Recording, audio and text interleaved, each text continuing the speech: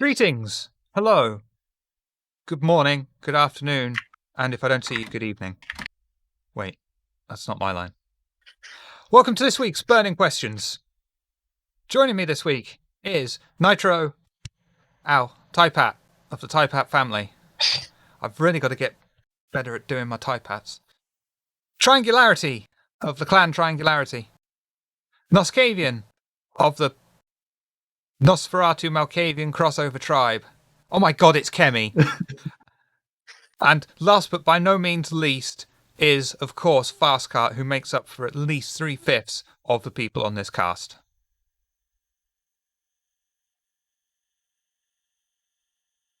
Okay.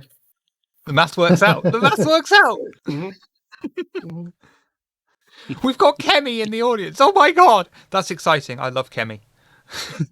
Oh, speaking of, before we start, I just wanted to ask Shiver, have you recovered from Sunday yet?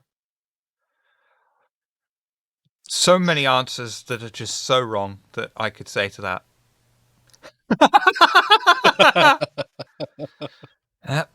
It's amazing how often you make me do that face or reaction. Can you send me that picture so I can cut it out and make it an emoji? Oh. So first of all, I want to say if you're one of the people who are the crossover from the Star Citizen community and come watch us for some reason, check out Kemi65's live stream because the man is amazing. He is enthusiastic, he's happy, and I love him. I want his babies, but don't tell my wife. What happened to wanting my babies, Shiver? Find a new black man and this is what happens. Obviously. Someone younger. I see how it is. So, first of all, how is everyone? Good. Mm-hmm. I'm hungry now that our pre-show discussion. Oh, yeah. Nope, not going to say that line. Hey, it's your show. You can say whatever you want. That's true. As long as it's not against the Twitch TOS. Then Or I can't YouTube. say that line. Ah. It rhymed with the word biz. Ah. Business? No. The genre of music from Star Wars, jizz? Yeah, yes.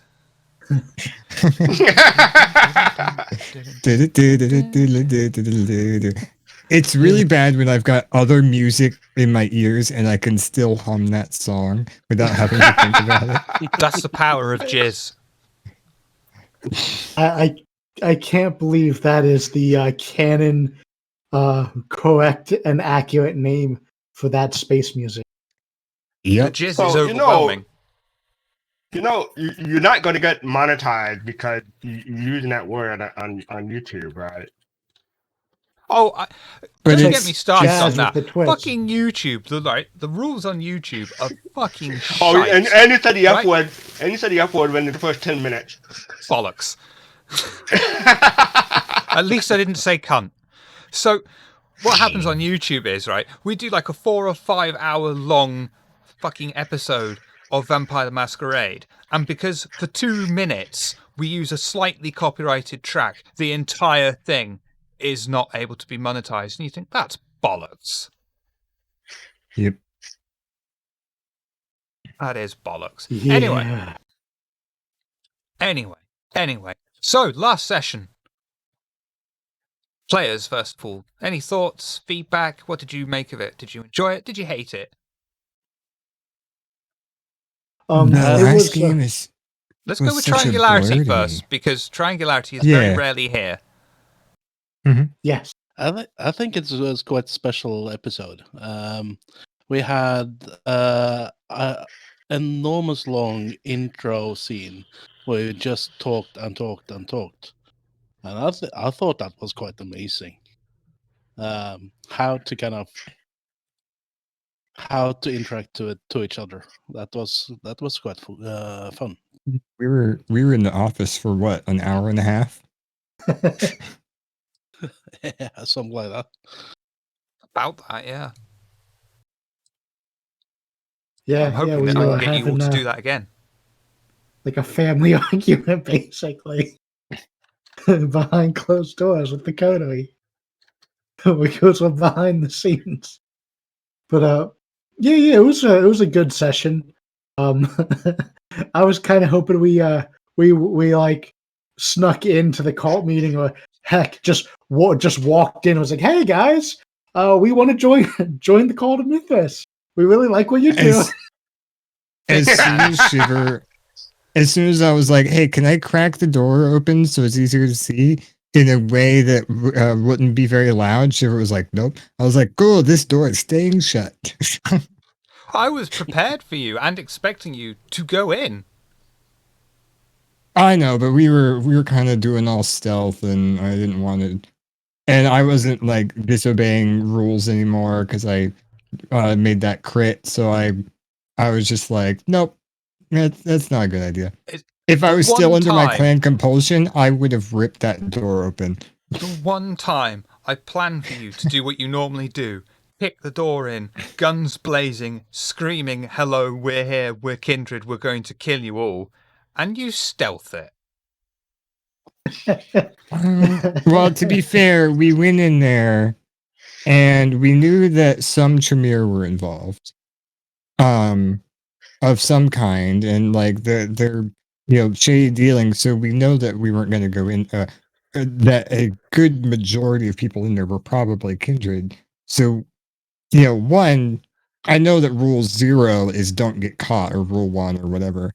But for the most part, we were like, yeah, but there's also a rule about not killing kindred. So if we run in there guns blazing and we kill kindred, how good are we going to be at not getting caught? I mean, I like the fact that you're thinking optimistically there of, we're going to burst into a cult of Mithras and we're going to be the ones doing the killing. Oh, also that was also option. Well, that was high priority. Was they're kindred, we're kindred. They're probably more equipped than we are. I mean, my thought was walk in calmly and say, hey, we like what you've been doing. Where do we sign up? Hello! We thought we'd join you all. How are you? Want a cup of tea? Yeah, exactly. Nitro, you've already sort of given your thoughts, but anything else?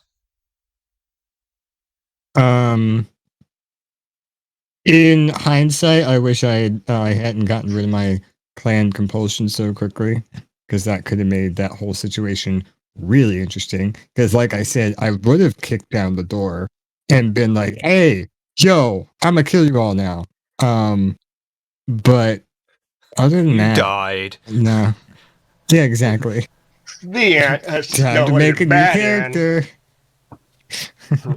End of this season, we're gonna pick up for season 2 with an all new cast, or an all new set of characters.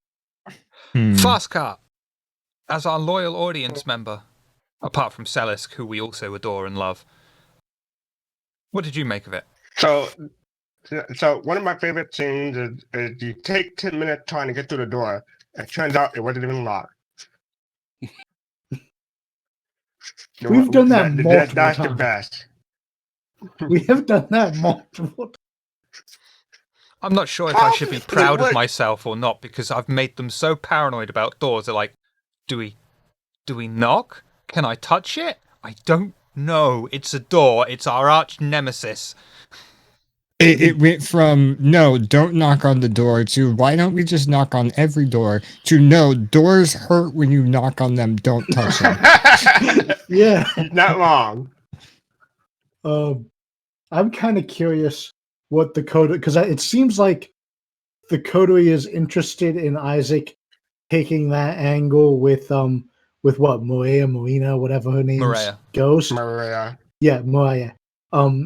But I'm curious what the coterie wants me to do. Like, are we thinking of summoning the ghost and then questioning her? Or are we going to go talk to that Tremere guy and be like, hey, if you answer some questions for us, Yeah. we could set you up with a date with Maria.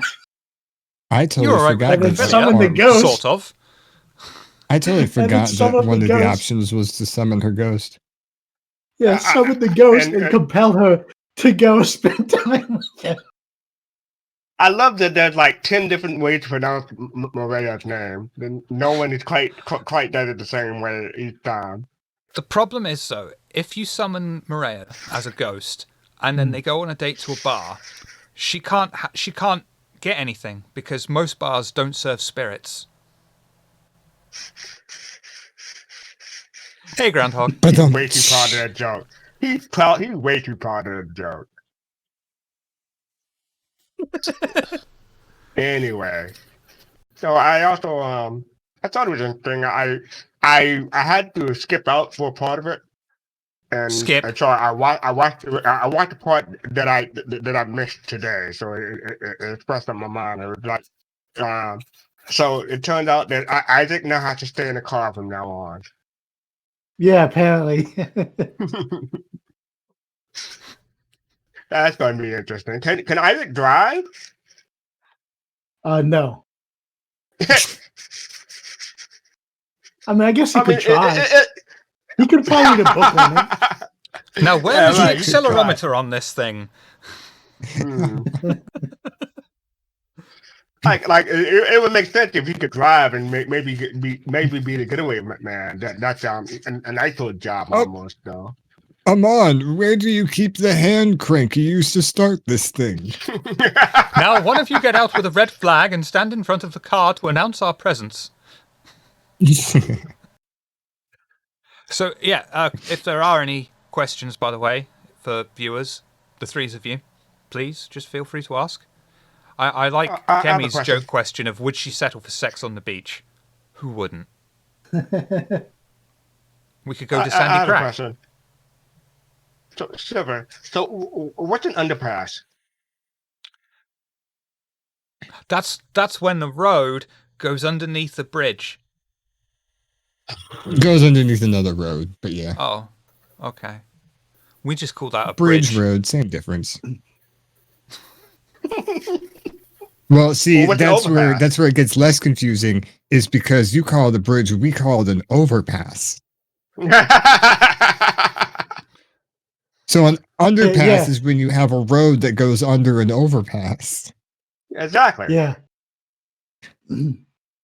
Basically, it's a bridge if it goes over a non-road. So if it goes over water or a canyon or something that's not a road, we call it a bridge. When Otherwise, it's we call it bridging under a gap, overpass. we call it a bridge. Yeah. But if it's bridging a... Go ahead. Shiv, we Americans take our words very literally. I'm so surprised you call it a unnecessary. faucet and not a water giver. You know, we say faucet. We don't say faucet. How do you say it? We don't use that We word, so say that you word. get lost. Kemi said, well, it's water under the bridge. Can we move on? And I love And how also, he's just going with the flow. and I also love how every time Shiva react when we say the word or term mail slot. Exactly. So what's a Yeah, mail slot to you, Shiva? Letterbox. Is that all it Box. is? That's all I can say. Yeah, So- I didn't realize that those mail slots were called other things. I don't have one in my house. I have a mailbox. Yeah, It's that's one of those. exactly.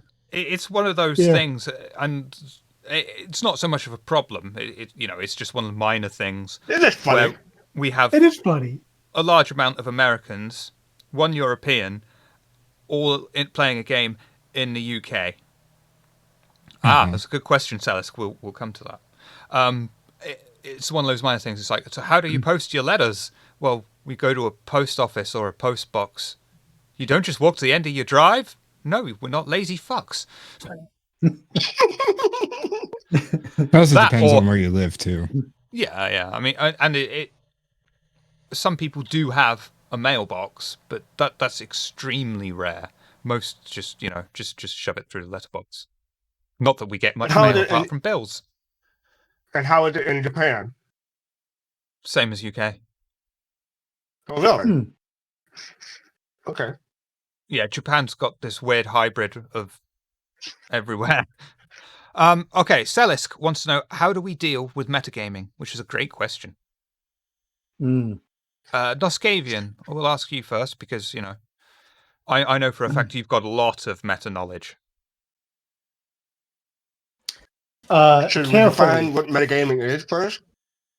Oh, Metagaming using knowledge outside of the game that you actually know and then applying it in the game. So, for instance, in this case, Noskavian knows what the Cult of Mithras is all about and has the source book that involves the Cult of Mithras.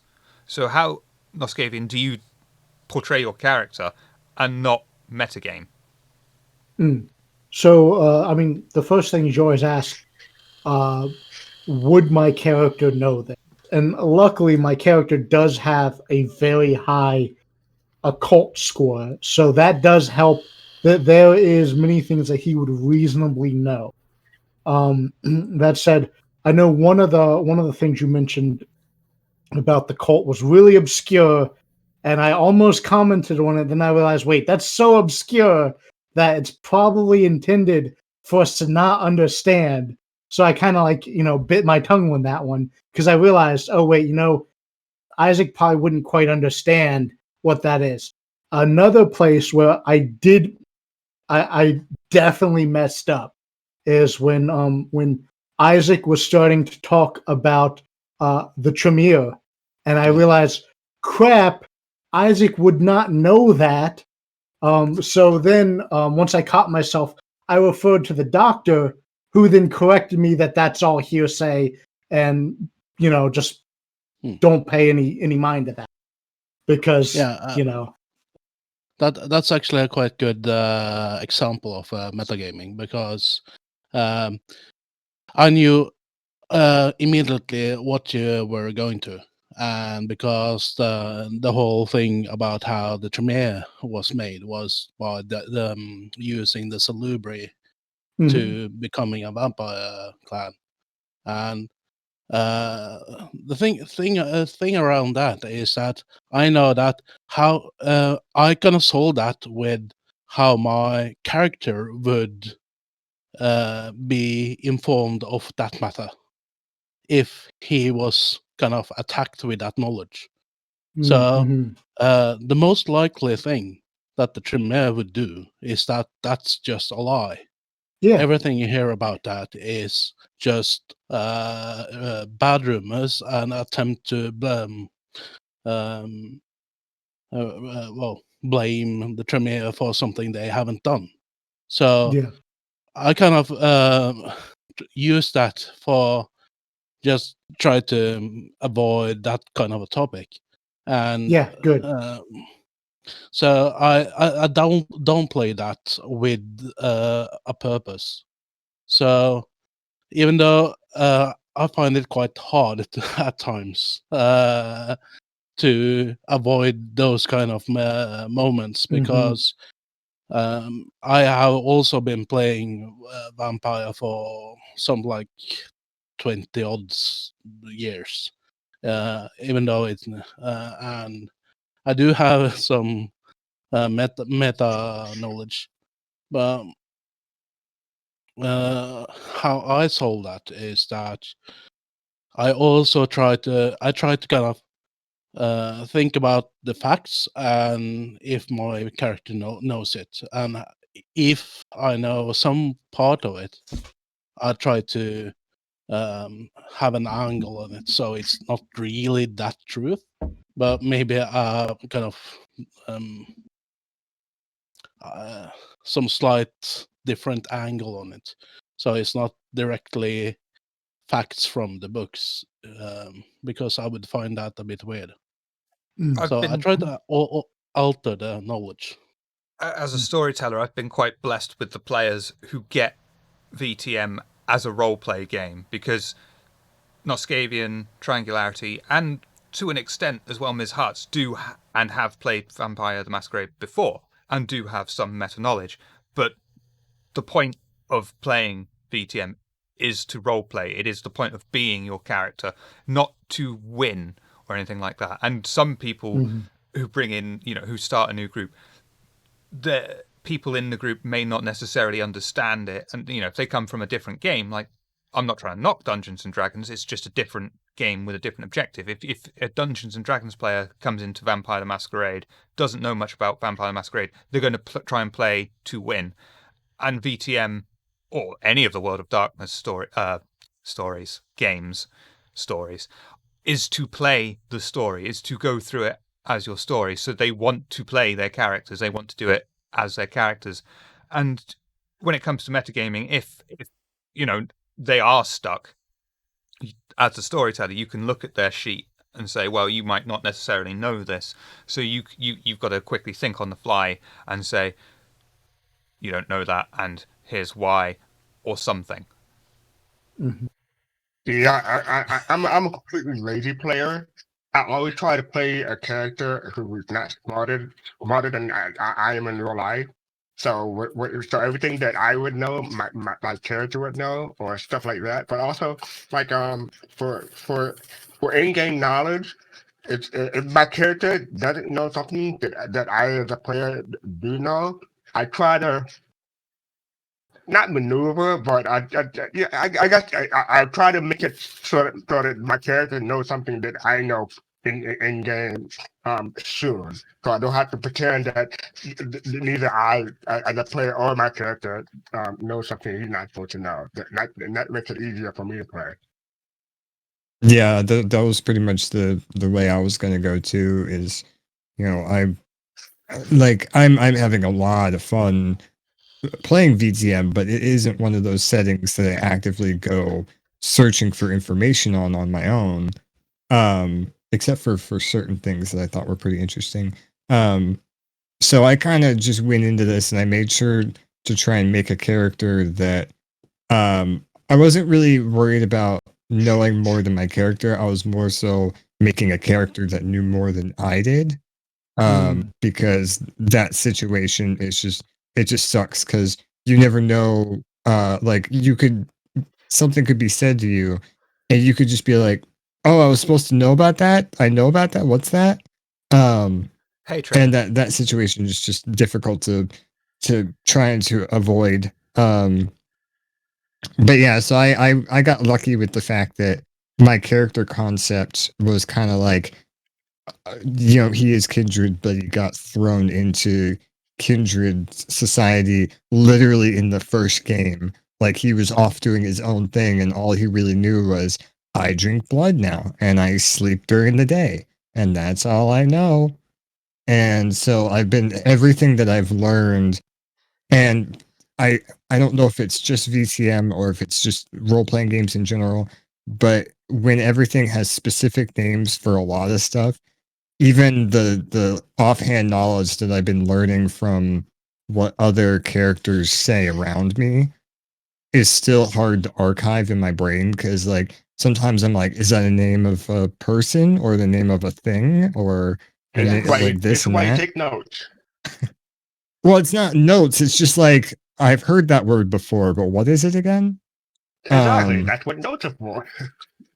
To be fair though, I've been like, everybody's like keeping track of all the occult stuff, and Amon's just there to be like, this was that person's name. It was Maria. It was Monique. It was Claret. Because everybody's like, oh yeah, Tremere, this and that, this and that. We went here to save, what was her name? And but yeah, that's my lazy way of doing it. As a person that's starting to try and put together his own world inside of another world, I'm actually really curious on how you try not to metagame, because you have so many characters that you play that all know different amounts of different things. And I want to know how you keep from, I guess not really metagaming, but misspeaking. I don't play characters. They're just at different aspects of my multiple Oh. personalities. Oh, okay, that makes sense. There's one thing you kind of went into the Nitro, which is quite which I find very hard when it comes to doing a role, and that's when I make a character, let's say, with a much larger intelligence than me. How can I portray a character like that? That's also one of the kind of meta things around a character, which is really hard to play out. And that kind of that's somewhat the issue I have with playing my kind of the doctor, because he's real he's a smart guy and I'm really not one, but it's kind of I tried to portray one, but it's really hard. But when you do kind of when you saw it like Noskavian, with how you use speech, how you kind of use your language to portray that, it's much easier kind of to portray that kind of a knowledgeable guy. So that's really kind of it kind of requires a bit more skill when it comes to kind of how you use the language. And me being in a Norwegian with English as a second language, it's really hard to kind of portray an intelligent guy on my second language. Well, like I say, I mean, I feel I was blessed with the players I have, because everyone role plays their parts so well. They really do. I mean, Tina has got the rebellious Anarch Brujar just down to a fucking T. Yeah. I've never had any issue whatsoever with Dr. Bowier. It's always, you've always played Dr. Bowier as the perfect Tremere sorcerer, I've found. Noskavian, I love Isaac so much. And, Nitro has done the smart thing, because this is his first TTRPG, I understand, right? He's done the smart thing of trying to make his character as close to him as possible. So when he's got something to say, he says it as his character is. His character is basically an extension of himself, and it's a good way to start. And then once you start getting into it, you're like, well, wait a minute, now I want to be this sort of a person, and you just let loose. Yeah, that was a bit my problem at first, is because I wrote Amon as this very like low charismatic, like no one really likes getting along with him type of like very not as shouty as Xavier, but very similar as Xavier. And then I got thrown at the group, and the group was already like, oh, well, we're knee deep in everything right now. And now you're another problem on top of that. And so me as a new player, I'm just sitting there kind of not hesitant to say anything because my character wouldn't, but hesitant to say it because I'm like very new to this. And so I kind of just played that off of well, you guys are in charge of me now, and I don't want to screw anything up for you guys. Especially if you go back and watch or listen, I can't remember, to the first game that Amon was in, where he literally almost got us the coterie caught for murder. And so like I've been kind of just playing this very skittish character, which wasn't my intent. And then there was the fact that he's no longer being seen as the bad guy because of the whole Ripper thing, and then having an entire game where he was able to direct the coterie without the help of Cedra or Xavier, who are usually the ones that do that. He's kind of been like, oh, maybe I'm not the fledgling like idiot that I felt like this entire time. So you probably noticed it last game where I was purposely poking Xavier's buttons, where I've started to ramp up Amon's confidence as my confidence as a player ramps up. So yeah, but you're still a bitch. And there's I have a Tina. question for I have a question for Nigel specifically regarding. Oh my that. God, he's shaved. Like you said. No. Sorry, As a Fast baby. Car. I was just taken aback so much by the face. He has a face. Yeah. Without his beard, he's too bright. I have to cover him because he's way too bright now. Way too white. White. I I didn't was say gonna that. say it. I didn't say that. Let it be clear. I did not say that. And just But hang on, Fast Car. Sorry. I know you've got something important to say, but I just want to say that Kemi65 is a god among men. He is one of my favourite Soul citizens. No offense, Fast Car, and Griffin Gaming I also love. But Kemi does his own Star Citizen stream, and he's amazing. He seems to be immune to the whole what's the fucking word? Just the way that the way that some people have been affected by the longevity of the whole thing and are now, a bit salty. He's still as enthusiastic as day one, and it's a refreshing change. He's not jaded. His streams are great. As Director Fazar. He's not jaded as Director Fazar. Is that the way you want to say it? Yeah. So yeah, tune into Kemi65 on Twitch when he streams. He's amazing. What was your question for me, Fastcar? So my question is like when there were parts in time when you thought you as a player thought that your character was the Ripper, and then there were parts of time when the player knew the character was not the Ripper. How did that affect how you played the character in that game when you thought he was or when you knew he wasn't? That was like, I said that I was very skittish after the first game because like Pandora was like, here's this new idiot for the group. Make sure he doesn't do anything stupid. And then immediately I chop some guy's head off and it flies out of the window into the street and we had to pick it up before it somebody called the cops. At that point I was like, okay, I'm gonna tone down my action hero-ness and stop trying to do like freaking Jean-Claude Van Damme moves on everything.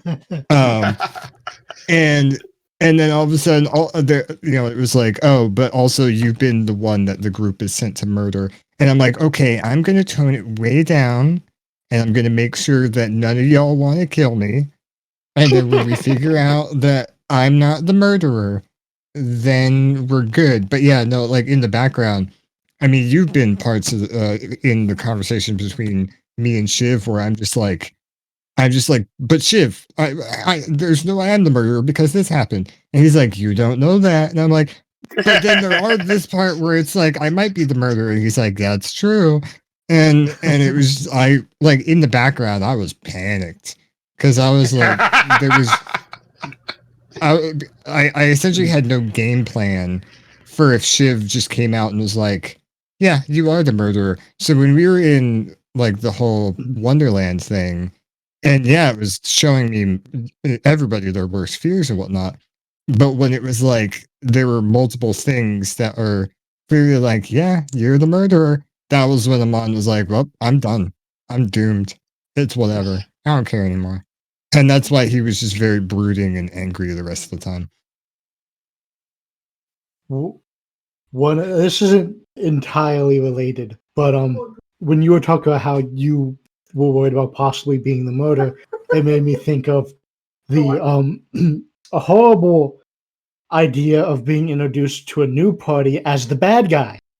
That was actually my first experience ever. My very first tabletop gaming. I got introduced to the party as one of the people they were fighting against. It was 3rd edition D&D, and it's probably still the worst roleplay experience I've ever had because I spent, 3 or 4 sessions handcuffed, gagged, and tied up with a rope because That sounds like a great Saturday night. I was basically a rogue that there was like a bunch of rogues that were kind of doing a train heist. They were defending the train and they took me hostage. They basically paraded me around to pick locks and traps for them. You know, a bunch of a bunch of rogues not trusting a rogue is the funniest thing I've ever heard. Well, they weren't rogues.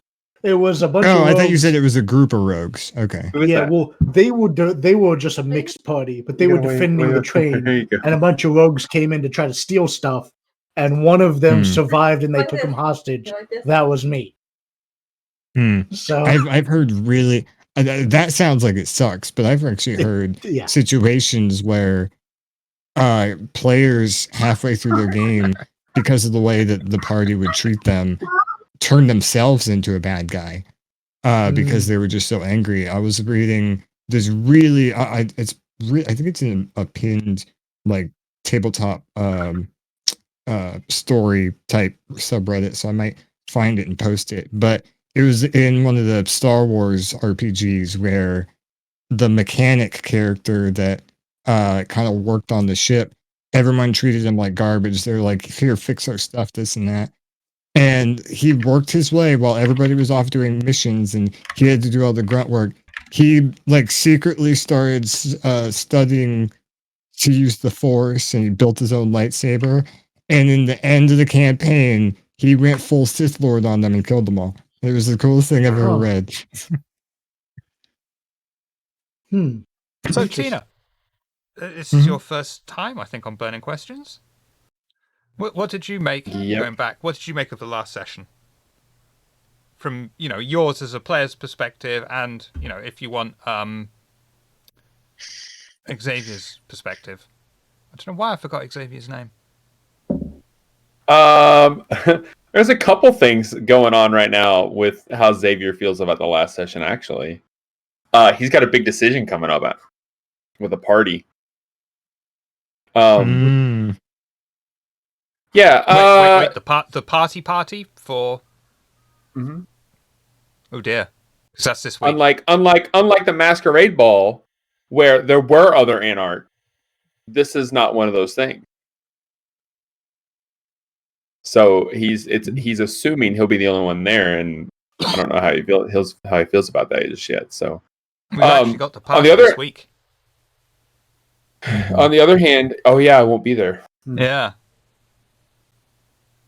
There goes Oh, that then I don't have to go. Well, that's one problem solved. We could just That's what- role play I that. need to figure out a as- ridiculous reason why, though. But he gained a lot of respect for not a lot. He gained a little more respect for the Doctor, and Isaac because of the goings on. It was kind of nice to do some throwbacks on, hey, do you remember as our characters and just also us from the stuff we had learned early on with the cult and stuff like that. So it's just nice to go back to all that, but also it kind of took our characters back to the early days to like, hey, we actually did a thing together, I mean, Amon's still a little bitch though, because he joined the Camarilla. and then he makes this ridiculous, outlandish idea to just kill a human or another vampire just because. And it was yeah. I have to say that you play your character really good, Tina. You are really kind of portraying a good Anarch, which is kind of a borderline, kind of in the middle of the whole thing. So it is a challenge to have an Anarch with your attitude with the group, and I really like that. It makes the drama quite good. I mean, So it's yeah, it's the other side of what Kalo brings to the table. And Like he's to just be fair, he's just misunderstood, not combative, right? He Yeah. is just a fish well, mulk, which I do remember He's- saying before he's- anyone made the characters. No fish mulks makes a fish mulk. I didn't want to Um, say anything, but I was when I watched my first video, I'm like, oh, he's the fish mouth of the group. Got it. but no, that like I would have totally didn't want to just leave Xavier out on his own to be be in this crappy situation, being the lone arc in a candy coterie. But the way I play Amon is very Camarilla-esque in ways. I slip up every once in a while, like Xavier called me out on, and I do say very anarch things. But for the most part, I'm like, no. Out of anarch. Yeah, exactly. Well, we could just kill him. No, Amon, you can't. The Anarchs You can't. in V5 got a lot more fleshed out than they ever were before, and they present a far more fractured sect than anything else, because the way the Brujar Anarchs see things is not going to be the same that the Toreador Anarchs see things. It's not going to be the same way that the Tremere Anarchs see things, and so on and so on. Every Anarch clan has its own clique almost, and how they want things to be run and how they want to see the world, whereas the Brujar generally go for the more communist type of outlook, not socialist, proper communist. With a revolution, this is the only way forward. They're on the front lines fighting for equality of only Brujar, which is where it differs from actual communism, because then it gets very complicated. So trying to make a full shut the fuck up. Trying to make a full Anarch coterie is a nightmare in and of itself, unless everyone is in the same clan. And then, even then, they've still got to be of the exact same mindset, because otherwise it's going to be, well, we could kill him, but we don't do killings. But it's immortal, so who gives a fuck, and so on and so on. Whereas with the way we've got Oxford set up at the moment is it's not at the forefront of things, but there is a cold war going on between the Camarilla and the Anarchs. The Camarilla themselves are more interested in just, let the Anarchs do whatever they want to do, because they're loud and they're going to get themselves staked and burned. If we just do what we've always done for hundreds of years, be quiet and let things roll over, we'll be fine. Yeah, if you thought that hour and a half we spent in the office last episode was bad, can you imagine if we were all anarchs from different clans? I mean, I think at that point, mostly it would just be 15 minutes of arguing and then people just fucking storming off. My going and doing their own thing. Like, and me just like, oh, God. Well, it's like, all right, so what were you doing again?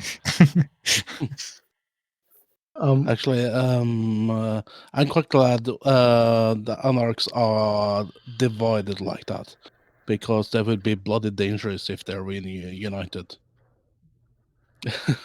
Semi, because they're generally the Anarchs are the younger, much younger kindred compared to Camarilla, because you very rarely do get an Anarch Ancilli.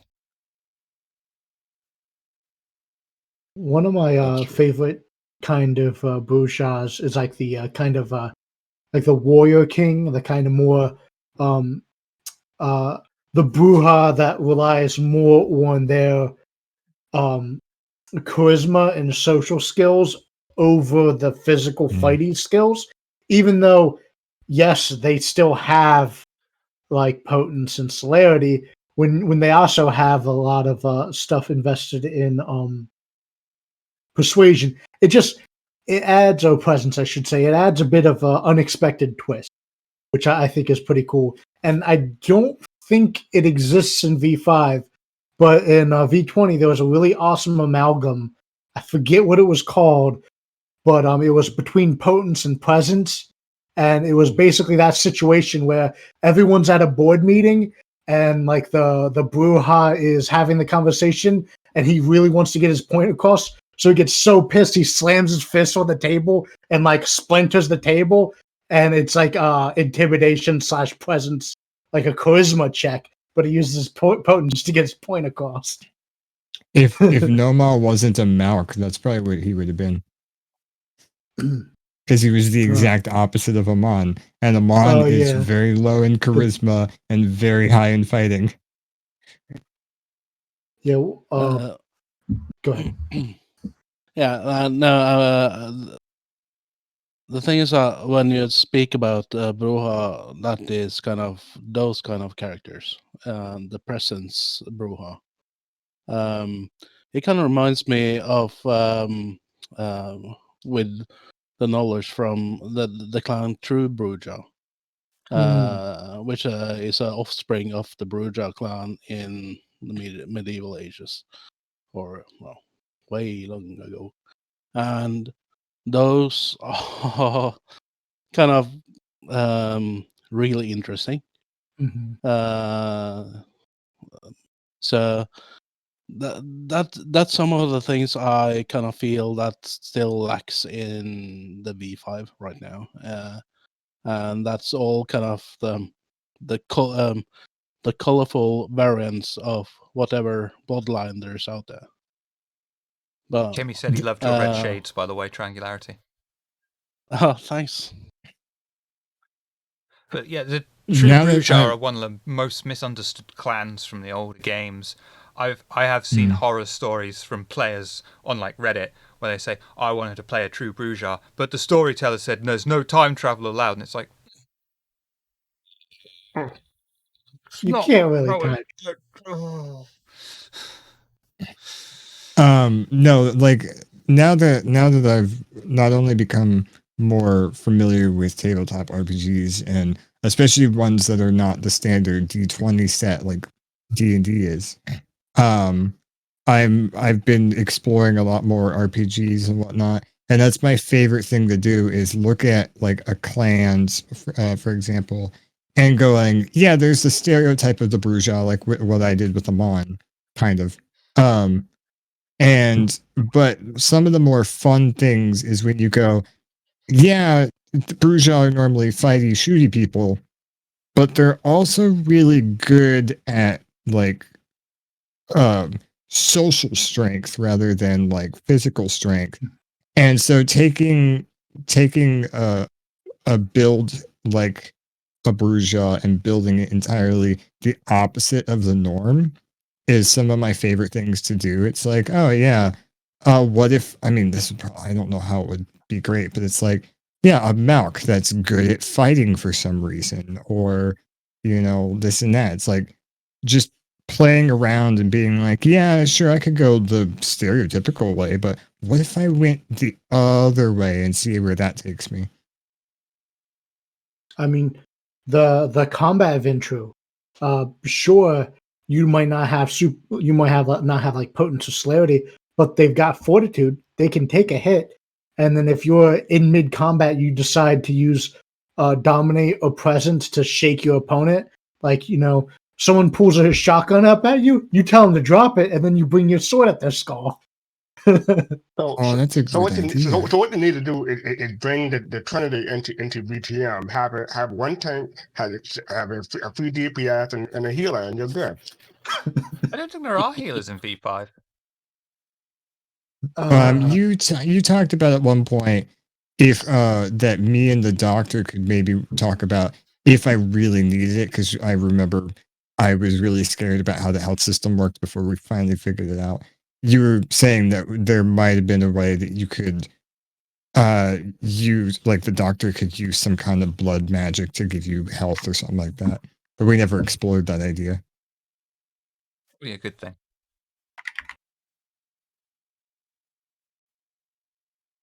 I think what- I've what- seen player-made rituals in the old system that have been included in some house rules, which are quite decent. But I can't remember any official rituals right now from the old systems that allowed for gameplay like that. I know There I is a know that pathway to it, because Salubri were the healers traditionally, and then the Tremere usurpers, the Tremere vanquishers took over from the Salubri. So there is a pathway there for them to have a healing power through that, in a way. But I was just talking about the Trinity thing. But it would be something interesting. I Well, don't know if it would be that like actually gave me a entertaining or really anything. interesting idea. because, to my dismay, VTM is not a very combat focused game. But it would be interesting to take that Trinity idea and instead of pointing it at combat, seeing how you could do it socially. Like, what would a social tank be like? The guy that can just run in and take insults like it's nobody's business. Oh, but Alice in Wonderland. Alice in Wonderland, Yeah. you could have used the Trinity for that. Mm-hmm. Exactly. So that'd be a really interesting way of looking at building a coterie if we all kind of threw our hats into the ring for something like that. Fun fact for you, the Constable of Oxford is a Ventru.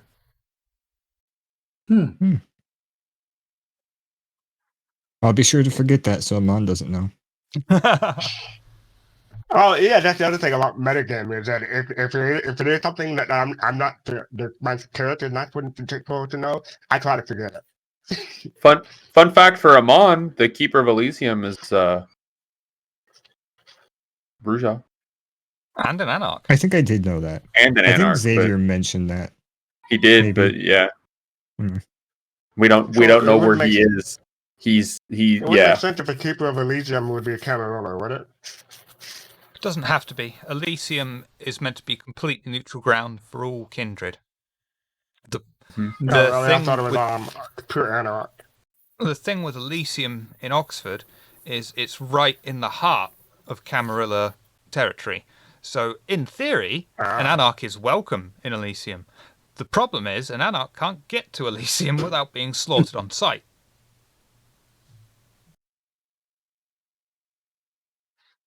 But yeah, Funny how that works. Xavier, did you have any highlights or things from the previous game that you want to talk about? I think I covered them earlier. Yeah? Okay. So even though you're not going to be in the next game, sadly, where do you see it going? Where do you see Xavier's character going in the future, the near future? Well, it's kind of, I don't know. It's kind of going away from him. I mean, obviously, we all kind of agree that the bigger issue right now is a lot more worse than anything else we've been dealing with personally, I guess. So because this is like a danger to kindred as a whole, as opposed to is my side right or wrong, or my sire or anything like that. So, and which is good because I think we do need some more. We do need some stuff for the coterie just to kind of become a coterie. Like trusting each other, doing what they're doing. I don't know. I've personally thrown in some things that may make some other people's characters uneasy, like Cedra. Like an Anarch would. Yeah. So I'm looking forward. I don't think anything crazy is going to happen. I mean, Xavier probably kicking another door at some point. I mean, but I think they're going to have a serious discussion about how if we do any sort of recon stuff, they need to fucking listen to me from now on because you motherfuckers can't sneak. Hey, I think we should have gone in, introduced ourselves, and asked to join. That's a bad idea, especially when we found out that there was I think second in command in there. No. Something similar was planned for. I did plan for you to actually go in. No, and then you all pull out that white mask. I was like, no. That would have been bad. I still can't get that image out of my head of just the disembodied hands coming out of the shadows and just slapping the mask out of their hands. No. The fact that you were able to find a shadow and hide in the shadow, and you're like, can't see me. Can't see me. Like I said, it was mostly just being still, and then that way they would focus on her instead of me.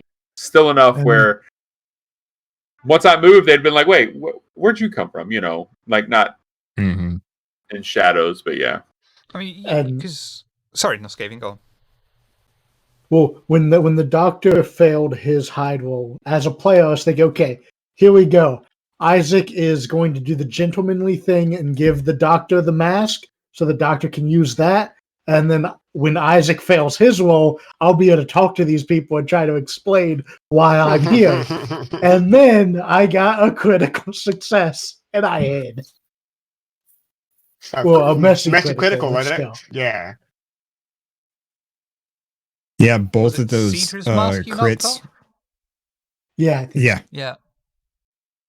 and she was not happy about it. Kemi asks, regarding Xavier, what are his ideals all about? Or is it yet to be revealed? I think a lot of it's to be revealed. He's still young. I mean, it's yeah. definitely known that he wants to kill his sire in revenge. Yeah, like I think it should be known that he also has a slight hatred just against Kindred in general. Personal vendetta, like it's kind of like he's got to abide by a rule. He can't just kill vampires for no reason, but like he would. If somebody gave him if somebody was like, you got 24 hours, do it, he would. He'd have no qualms about it because of some previous things, which I think that's been put out, right? Like, Yeah, it's common knowledge what happened to my daughter. Yeah. Yeah. So for some of the people in here that didn't see earlier, so Xavier's daughter was killed by a vampire. So yeah, there's more to that leads into how he was turned. He was turned involuntarily because he was seen as an asset. He's ex special forces. So, yeah, Kimmy, I don't know. Like, he has openly said that he didn't care if he died as long as he succeeded in his goal. So I don't know if it's so much as establishing. But yeah, he's slowly learning to trust people, like with Pandora. Getting her the earrings for the masquerade ball was like, I never thought that Xavier would probably do something like that, especially for somebody that was Camarilla. Yeah, especially a few minutes after you made fun of me for doing the same thing. Well, yeah, like, yeah, and just like I had planned, like, I didn't get the prince a gift for a specific reason. I knew what I was going to do, and I liked the way it played out. He ended up not getting her a gift. He gave her something that he quote unquote said, I earned this. It was an anarch standing in front of the prince, trying to look better than the other Camarilla around him. It didn't work, but I thought it was a very good scene and a very good idea. It was. I was impressed with that. I thought it was really good. Kemi asks, I love you, Kemi. Is Xavier in a lot of pain? Is revenge on the table? Yeah, so one thing you haven't seen is up until now, part of Xavier's arc has been happening where his sire has come up a lot. Like, people have been saying he's coming around. Noma actually claimed that he had him, and it was either save Amon's family or capture his sire. Yeah, absolutely. Revenge is on the table, 100%. Like, now here's one. What do you think Xavier is going to do? Should he actually take out his revenge and survive? Because then he's still in this world. He is still a vampire, which he hates. So he hates himself. Where's that? Yeah, but then at that point, what it turns to, if he succeeds in that, the Seneschal is next on the list. Especially after the prince said what she said. I think if he's reached the point where he can take down his own sire, yeah, which might be bad because he might get a little cockier because of it. I think the most interesting thing that I've seen so far is, like, Amon's stuff kind of came out real early and resolved a bit quite quickly. And I mean, he's still dealing with stuff, so he's still got future stuff to do. But I'm kind of like, some of the more backstory stuff that might not get revealed until later, I'm not trying to just come to the forefront of. And listening to, like, where Xavier comes from and the character you built him around, I still find it so funny that you and I built so similar characters. Yeah, but their goals are making them kind of go in the opposite directions to fulfill them. Like you're going the very anarch route where it's like I'm gonna kill him no matter what. So I don't care. I'm gonna do things how I want. And where Amon's like, no, I'm gonna systematically do this. I'm gonna make my way up the chain, this and that, blah blah blah. yeah, so like what Kimmy's asking, I think a lot of some things, For and the maybe record, even Kimmy some people in says the coterie. Xavier needs love, and is he capable of that? So I think, and some people forget this because a lot of the good can be forgotten in a game when somebody's such an asshole. But Xavier has lent his help many times to people. The doctor had somebody close to him that he thought was in danger, and so Xavier helped him out. He took Amon in and practically let him live with him for a while. You let me Partially use to Harry keep that an one eye on time. Huh?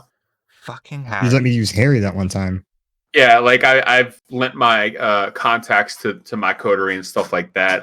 There still is a human part of him. Like things have happened in between games that I've talked with Shiver about, where he's gone and done stuff that his humanity is still pretty high. So, yeah, and then a thing has happened recently, which I think most people know. I'm still not going to say it, but yeah, like. Now he is the only Anarch. And so it is kind of a lonely feeling.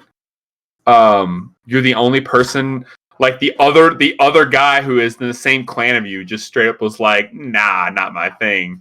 And so fuck you, I mean, Kemi says that Xavier is a complex character, and he is. That's the thing with Xavier specifically, is he's got a lot of anger, and if you just casually drop in, drop out, you just think, oh, he's just a fucking another angry bruiser.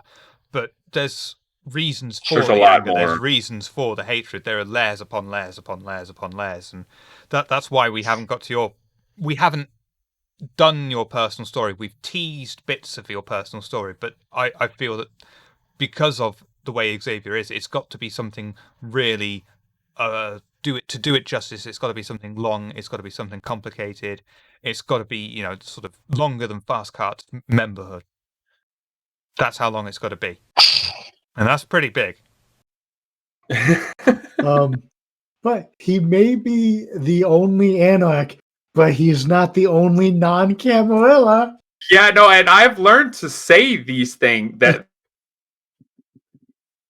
like the only Anarch. You were like, look, he's not the only non-Camarilla. I said, yes, but the difference is you are friendly towards them. Now, whether that's just a front or not, it is what it is. But yeah, I mean,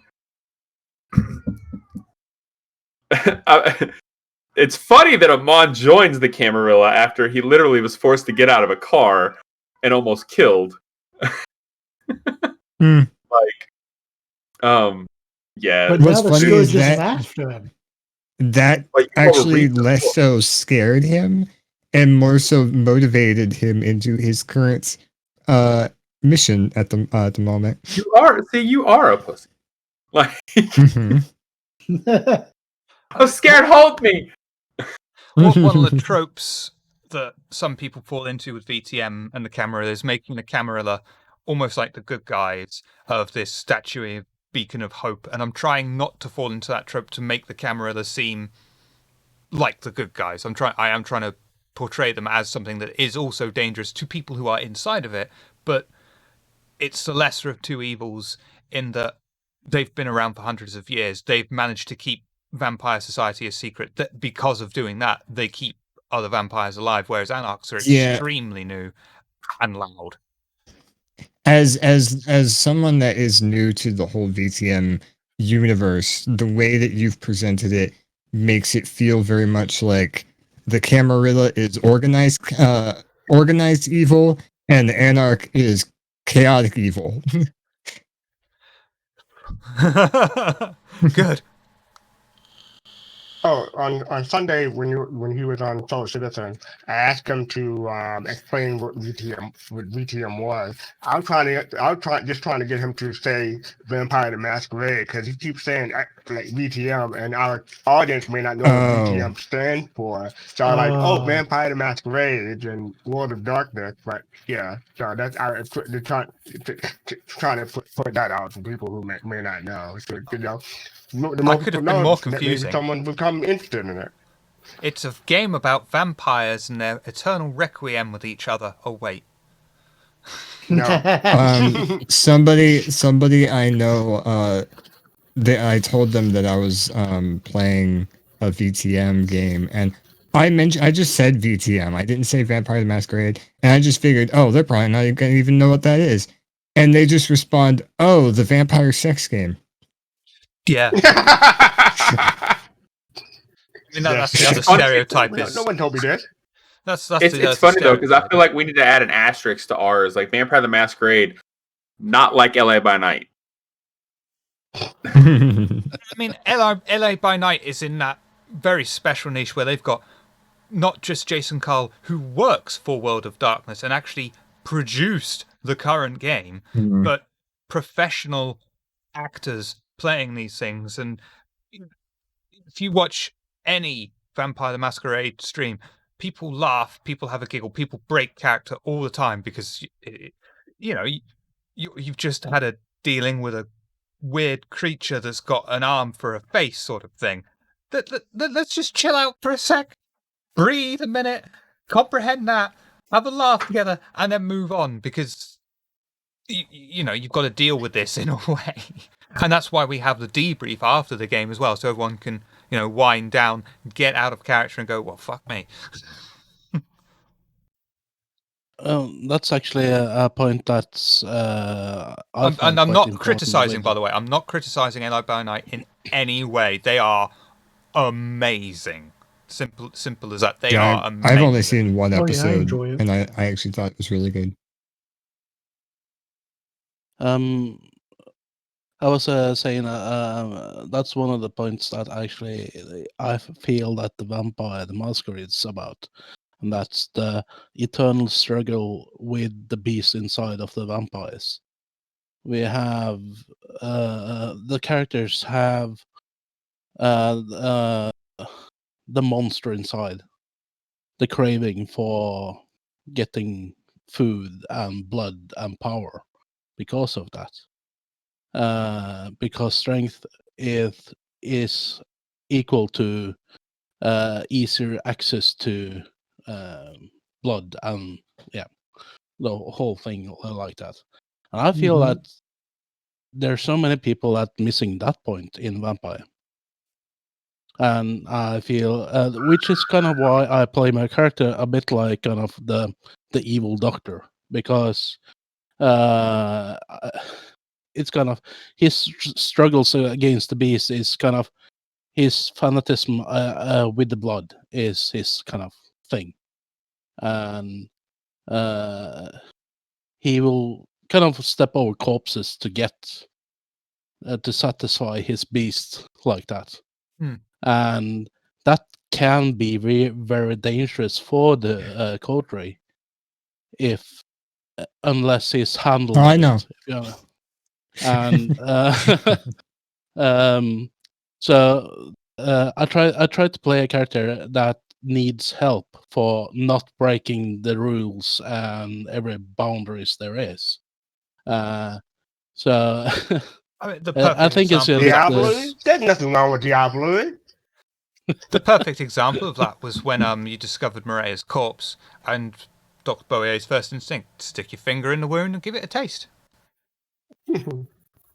I do like V20 Jville, but Jesus Christ, fuck, I've got enough time with V5. What's really funny is like Amon was kind of very disgusted by that, but I've kind of been going the Xavier approach where it's like, oh, gross, oh, stop, ew, no, don't do that, but not really doing anything to try and actually stop him. Like, Doctor, you realize you're real fucked up, right? He's like, yeah. And Yeah, like, right, yeah. All right, cool. As long as we got that out of the way. And not to mention, like Kemi said, vampires are potentially, there's V20. Vampires are potentially a more, Jesus fuck. And I got Dark Ages with it's still in the wrapper, but it's the leather one. Nice. Wow, you got That a is rapper. nice. But yeah, I love the fact that I literally saved this saved this drowning woman from a river. She dies in my arms, and then I go, well, darn, that sucks. And then the doctor goes, oh, blood. I mean, as Kemi said, vampires are potentially immortal, but the downside of the way kindred are, the older they are, the less human they are, the more humanity they lose. So, Ancilli are very detached, almost like psychopaths. And imagine a La Sombra. A La Sombra is already basically a potential sociopath or psychopath, and as they get older, they're just completely detached from what it means to be human in any way, shape, or form. Why Eris is the best Lasombra Vancouver I've by ever night. seen. Yeah, Eris by the plays way- an incredible Lasombra. I think Vancouver by Night can post links. He is actually doing another charity stream with the Sabat focus. I think it's V5 rules as well. There are some familiar faces on there, some very big names in the family. Please do tune in. If you've got a link for that, oh God. If you've got a link for that Vancouver by Night, I think you can post. But that's coming up soon. Details over on the Twitter. Sorry, where were I we? don't think he could because Kimmy couldn't. Yeah, but Vancouver by Night's a VIP in our channel because we adore him. Ah, okay. Where were we? Losing Um, humanity. Older I'd take vampires. another question if somebody have one. Yeah. yeah, I mean, I suspect Isaac's humanity will be tanking at some You point. don't suspect. You want it to. Yes, I want it to. And because the whole idea I have for him is he more acts like a nice old man than actually is. Yeah, Um, in character, I had no idea what you did because Amon doesn't know anything about Diablerie. But out of character, when you were like, "Hey, you should Diablerize Noma," and you did that thing on me, and that whole thing was just like, "What are you talking about?" And then I beat the guy, and I'm just like, "Whatever," and I walk out. But secretly, Isaac's sitting there like, he almost did it.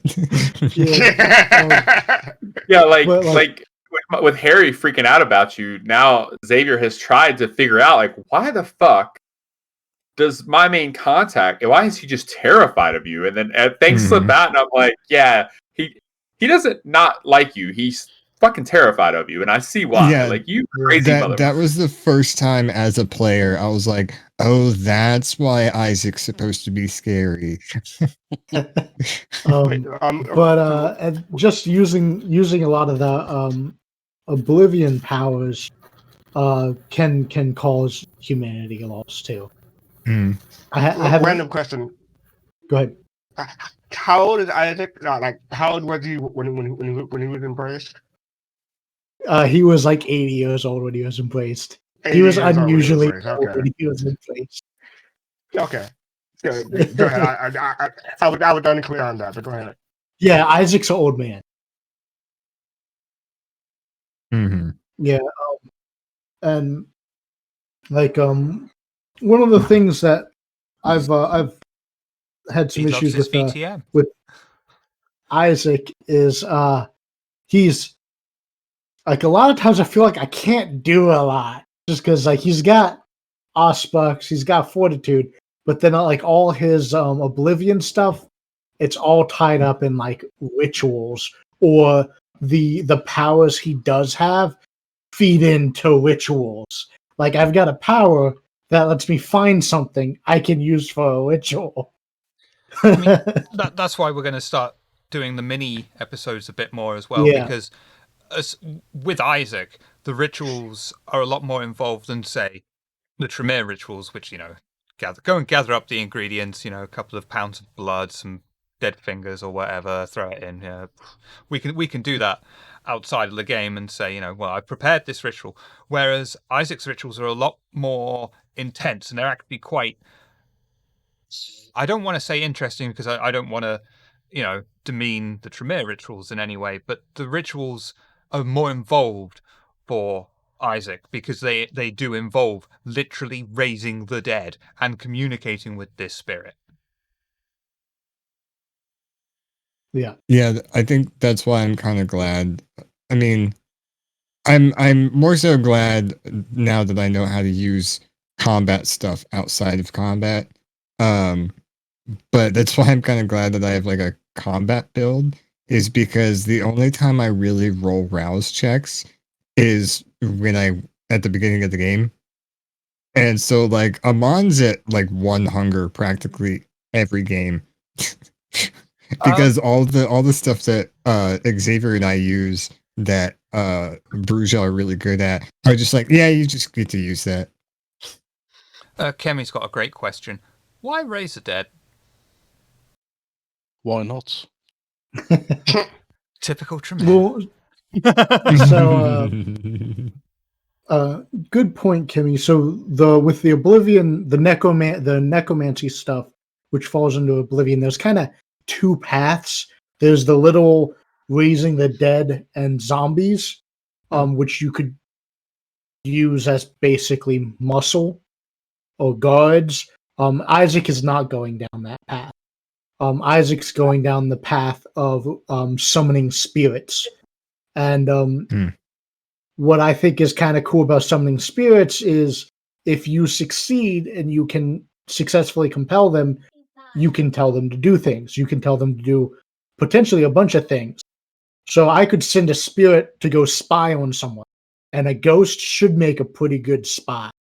I could send potentially, it's more difficult. I could send a ghost to attack somebody. There's any number of, I could summon a ghost of someone who died and just interrogate them, ask them questions, and force them to tell me truthfully. So that's kind of the stuff I'm getting into with Isaac. When they Yes. did like the 6 episode, I think it was 6 episodes, special for Seattle by Night with the Penny Arcade guys. I don't know if the character was Hakata or not, but there was an NPC and he worked in the morgue at a hospital, and everybody knew him as the guy that would just raise the dead for the fun of it. And it became kind of like a comedic thing. I don't remember what he actually did with them. I think he used them as like soldiers and whatnot. But it became like a joke because there was a rumor that he would do certain devious things with them if you catch with the raised dead. And so it was really funny for the really like stupid character of the group. When they finally met him, the guy was like, "So wait, you fuck dead bodies?" And the guy was like, "No, I don't do that." But it's like, yeah, there's all kinds of different reasons why you can raise dead for different reasons. Also, Penny Arcade guys somehow making VTM extremely comedic does not surprise me at all. So my wife's coming in, she's getting changed, which involves her taking off her clothes, so I'm a bit distracted.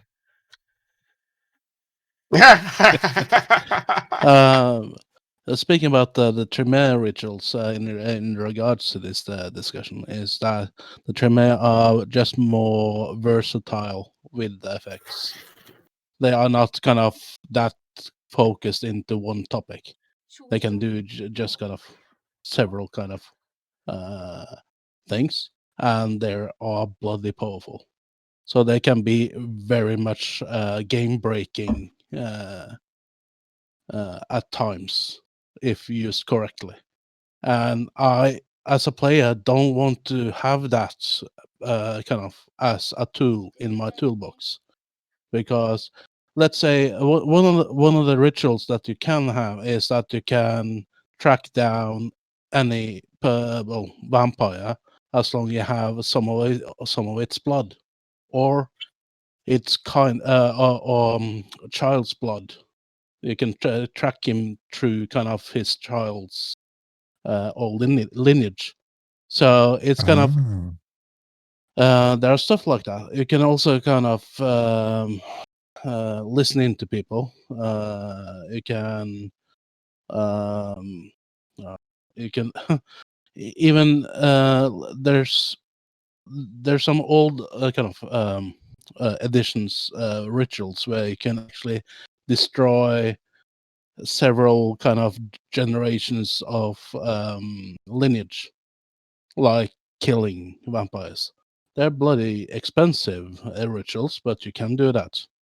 So Yeah, bloody expensive. instead of making those rituals kind of too huge of an issue, I kind of avoid them a bit because, well, I've been trying to kind of find rituals like the wards and circles for Tremere, which is a pure defensive mechanism, much more kind of playable, but very much less kind of impactful to use as a drama tool, like well,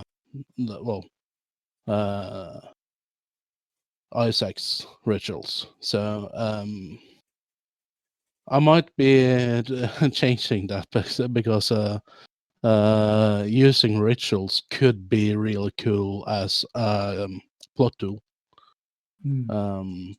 But the thing is that Shiver needs to really think about how it will impact the game, and he has to allow me for having that ritual because they can be quite game breaking. Like finding the Ripper could be solved with a high level ritual. Could. Kemi wants to know, is this important to Dr. Bowier's lineage? Is it for knowledge, power, or both? The lineage of the Tremere, I would say fairly important because he feels that the Tremere are well, treated with disrespect when there are actually much more that deserve much more respect for holding kind of the lines of the Camarilla for, well, several hundred years. And they are one of the kind of, even though they've been secretive, even though they've been kind of a bastion inside the Camarilla, they are deserving a much kind of more important place, at least in England and in Oxford. So I kind of the Doctor feels that the lineage is important, but mostly because the other clans disrespect the Tremere. When it comes to knowledge or power, he is much more kind of seeker of knowledge. I said quite earlier that the Doctor would destroy himself for acquiring knowledge, and hence why he kind of chose the book when trying to track down Monique. Real quick, what is the situation with Amon's car now? I assume it's fine. You got a new one? Or The last game the last game I just kind of threw out the joke that there was a Windows shaped cardboard cutout taped to it just for comedic effect. But I just assume it's back to normal now. And I think that there are several paths for the Doctor to kind of go down for the knowledge path. The Book of Nod, as an example, is The one Australian of the version. kind of yeah.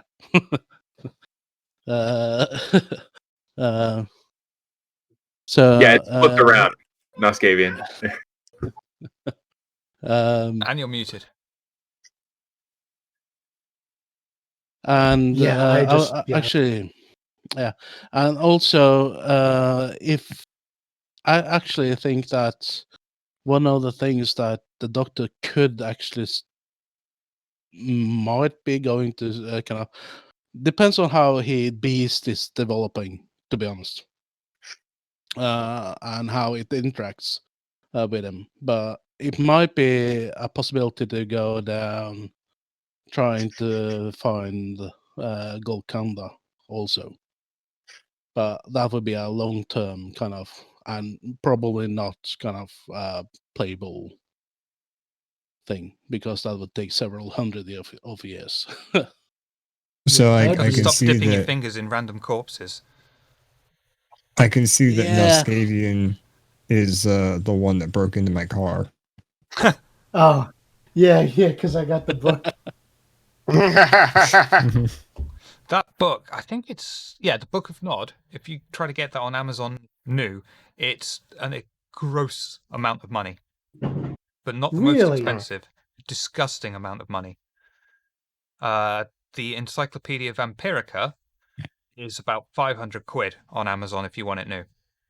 Mm. I Sounds believe like it's out of trying print. to. Sounds like What if you trying got a to PDF?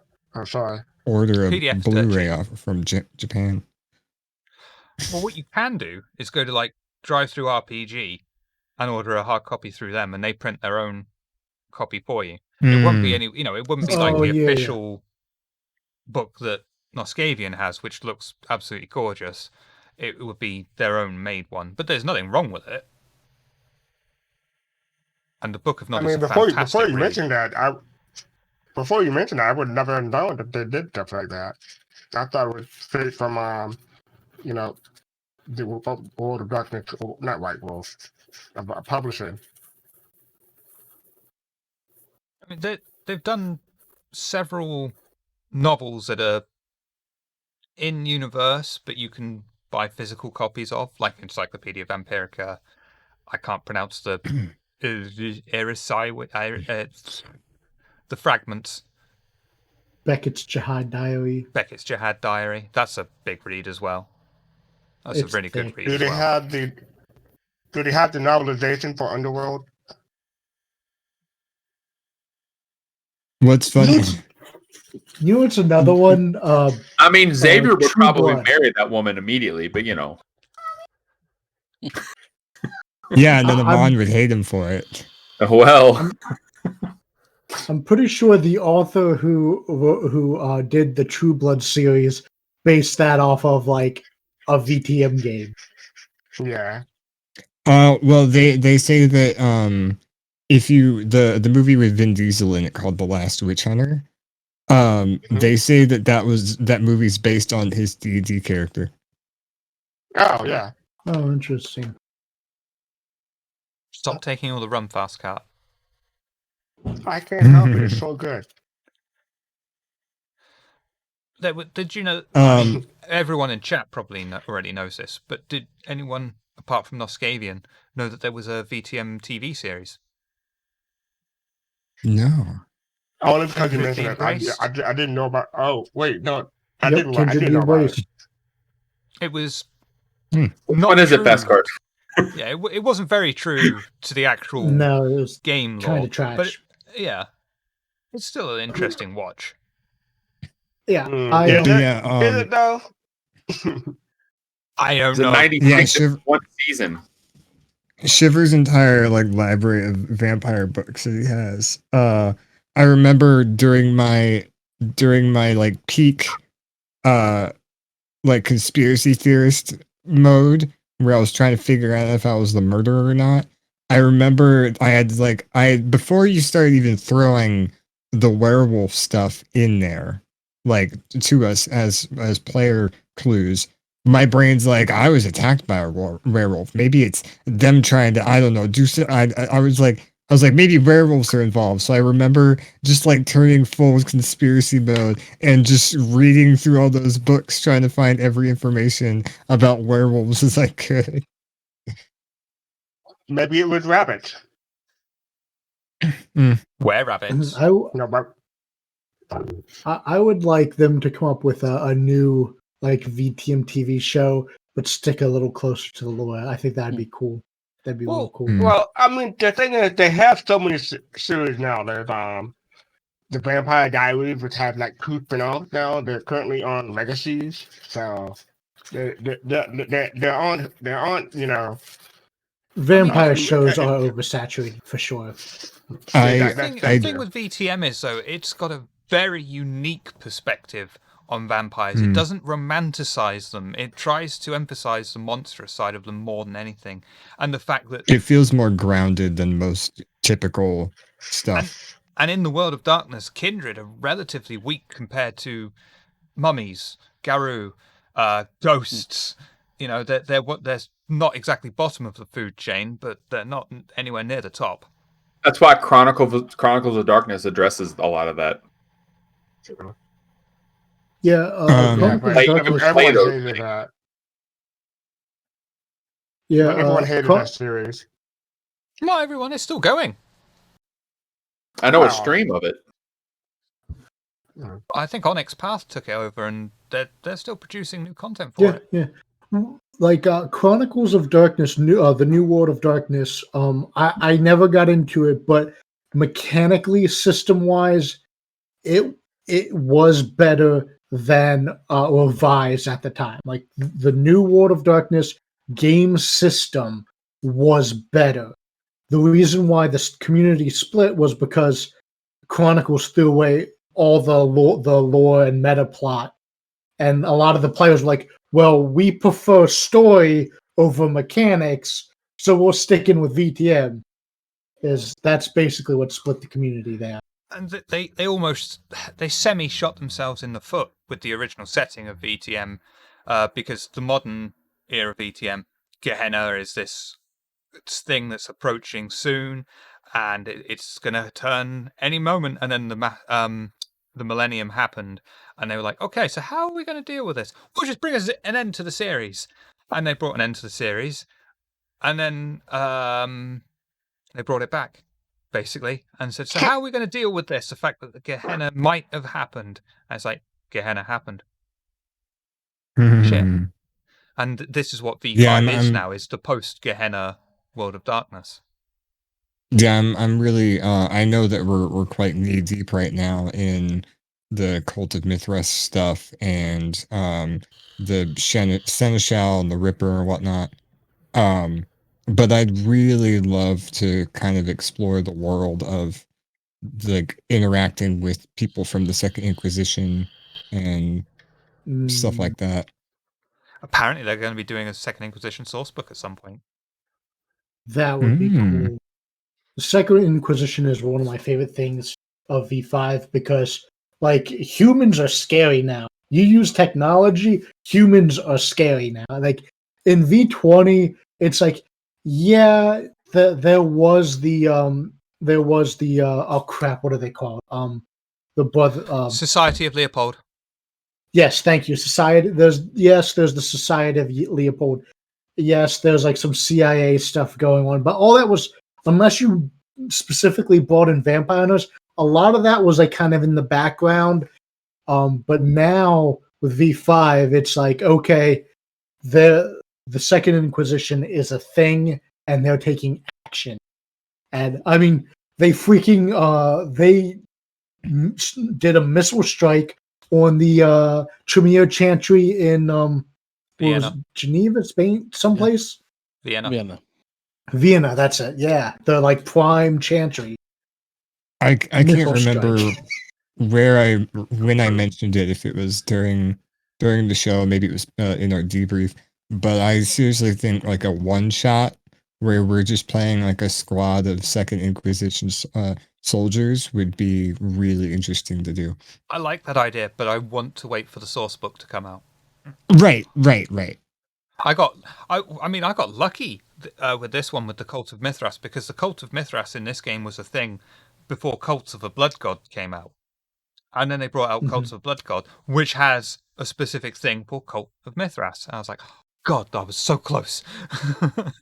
And since I'm having a lot of fun actually working with writing around militaristic stuff, I know that there's a bit of religion involved with the Second Inquisition. But I would love to look through that source book and like help do my part, because that'd be fun. I mean, I'm just cooling my son, waiting for W5 Well, for next year. edition. Next year, Yeah. or maybe this year, but probably next year. B. Dave Walters I was- is actually working on it. I'm thinking because of all the stuff that happened, they may accelerate the schedule and put it out earlier, but who knows? Oh bollocks! Oh yeah, you've had a brief encounter with a sort of Second Inquisition agent. This is meta knowledge, but you had that encounter where you had the blinding flash of light, and you, especially Cedra, couldn't move towards it. That was a Second Inquisition agent. You have actually got it as a threat, but I'm not going to tell you any more than that. But yeah, the Second Inquisition is a threat in our game. Technically, Was that before I'm just gonna Isaac? leave this. 'Cause I don't That remember. was. Yeah. Okay, gotcha. Okay. That I'll just leave it here. But technically, that isn't the only Second Inquisition member that the coteries interacted with. Actually, you're supposed to go. Actually, I don't have my glasses with me. What we don't know is Mercy is secretly a like a cyborg werewolf Inquisition hunter agent.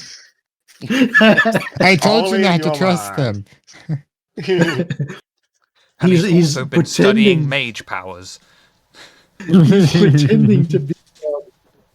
He's pretending to be. See this, or a, it's not showing up, but that's my fireball. It's Yeah. not showing up on the camera. Because it's green fire. he's pretending to be subservient to that Lamia, but as soon as the technocracy activates his whatever like secret code, Mercy's gonna activate and Guys. slaughter everyone. As paranoid as I am about that whole Lamia and Mercy thing, I'm fascinated with that relationship. Like, You haven't 'cause done It it has anything me literally- about it. baffled. it Yeah, literally right? makes no sense. Well, that's not entirely true. That one time I borrowed Harry from Xavier, I specifically asked him to get me any information he could yeah. about Lamia. The number of times that Harry keeps coming up, I'm just going to do like a spin-off series. Harry and Yeah, but buddies. remember, you asked that, and it kind of got shot down because he's not yours. No, You you know- actually let me do it. No, You- I know, you- Oh, okay. I mean, I felt afterwards. I felt bad afterwards because we use Harry through you so much that when Harry shows up, we're like, Harry, do this thing. Oh, right. We're not technically supposed to do that. Harry was upgraded because of that, actually. But this past session, everyone was saying if you kill Harry, everyone in the coterie is going to frenzy. I'm like, it's only a matter of time now. It's I only a everybody's matter of like- time. Yeah, Because Harry's of up how to the much- chop. Because of how much Harry has, how much we've leaned on or utilized Harry, I would not be surprised if he goes to Xavier or the coterie and asks for some help, favor, or something. Yeah, I'm Because actually surprised that sometimes hasn't happened. Yet. contacts, if you sometimes the contact thing can be two ways. They might have to reach out to us for a favor or help. I mean, that kind of did happen So- with the chef last game. We gotta somehow gonna freaking say- get spare ribs.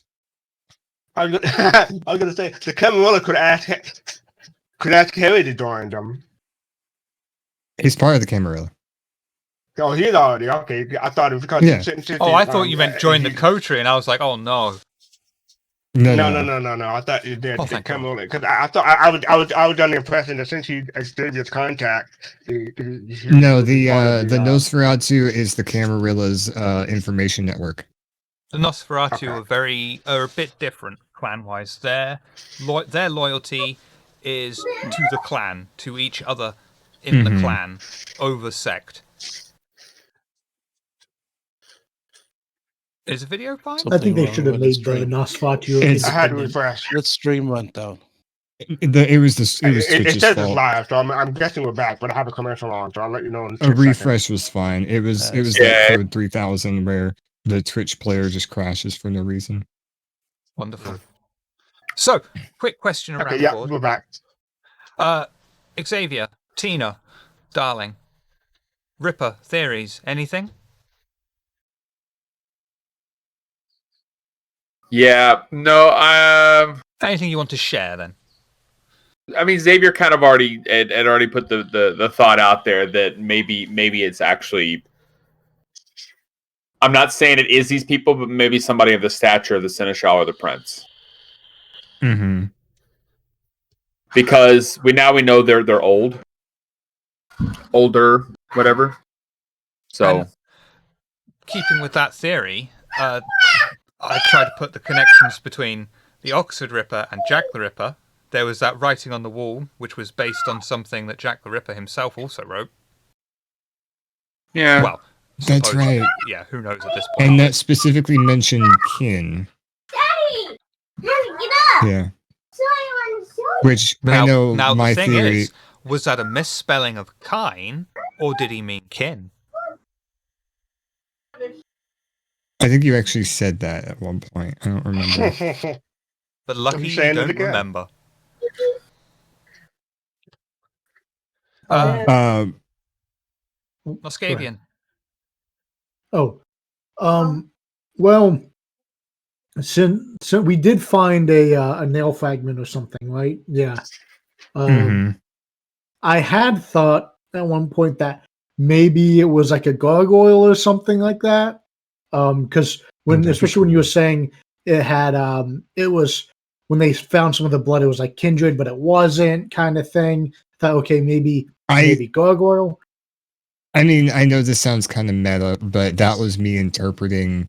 That was me interpreting Shiver as you've never tasted werewolf blood before, but this is werewolf blood type Oh, thing. okay. I thought that that's what it was supposed to be interpreted as, but I could be incorrect. I'm not sure.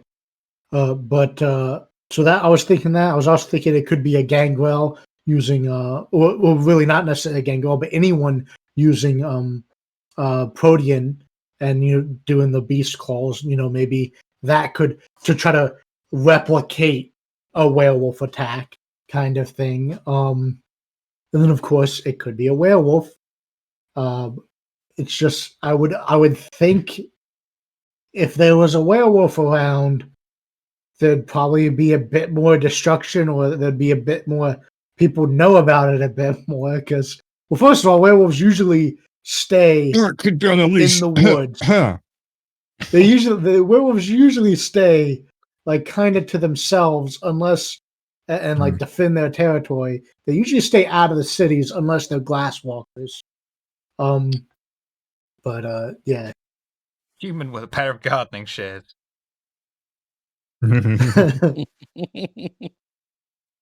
Fast car. Mm-hmm. As a viewer, But do you have any theories? I'm wondering what is Mercy's connection to this whole thing. All I want to say is that comment about the human with the garden shears, all that made me think of is the coterie going on a mission that ends up turning into like the movie Hot Fuzz. Okay, I got it. Yeah. I had to think about that one for a moment. Mm. Dr. Bowie, triangularity? I actually have to question that. The doctor has several kind of theories. How much do you want me to kind of go As down much those as you theories? feel comfortable with. Because it might be something that he wants to play on. But still, it's kind of. I think his first and foremost thought is that there is definitely proof that there are several rippers, several perpetrators, either that who are impersonating Amon or kind of use it as an excuse to remove some of their kind of enemies. And it should be like that. So I wouldn't be surprised that there are actually several rippers. However, Mm. which kind of also ties into that it most likely it's tied into ancient kind of thing because of the whole history of it. That means that it will be going back for the time where Mithras were ruling the London and even further back. So that will kind of remove the possibility that one of the theories I had was that they tried to the cult of Mithras was involved and tried to resurrect Mithras and kind of had to try to make a vessel for him to get back into, which is kind of a plausible thing. I rather think that this is more could be actually an old vampire with the thing is that I had tasted the blood once at the scene where the tastes were not of vampire origin, and it kind of makes me kind of, it might be just that it was the victim. I mean, it was almost familiar. It was almost like kindred blood, but it wasn't kindred blood. It was something else.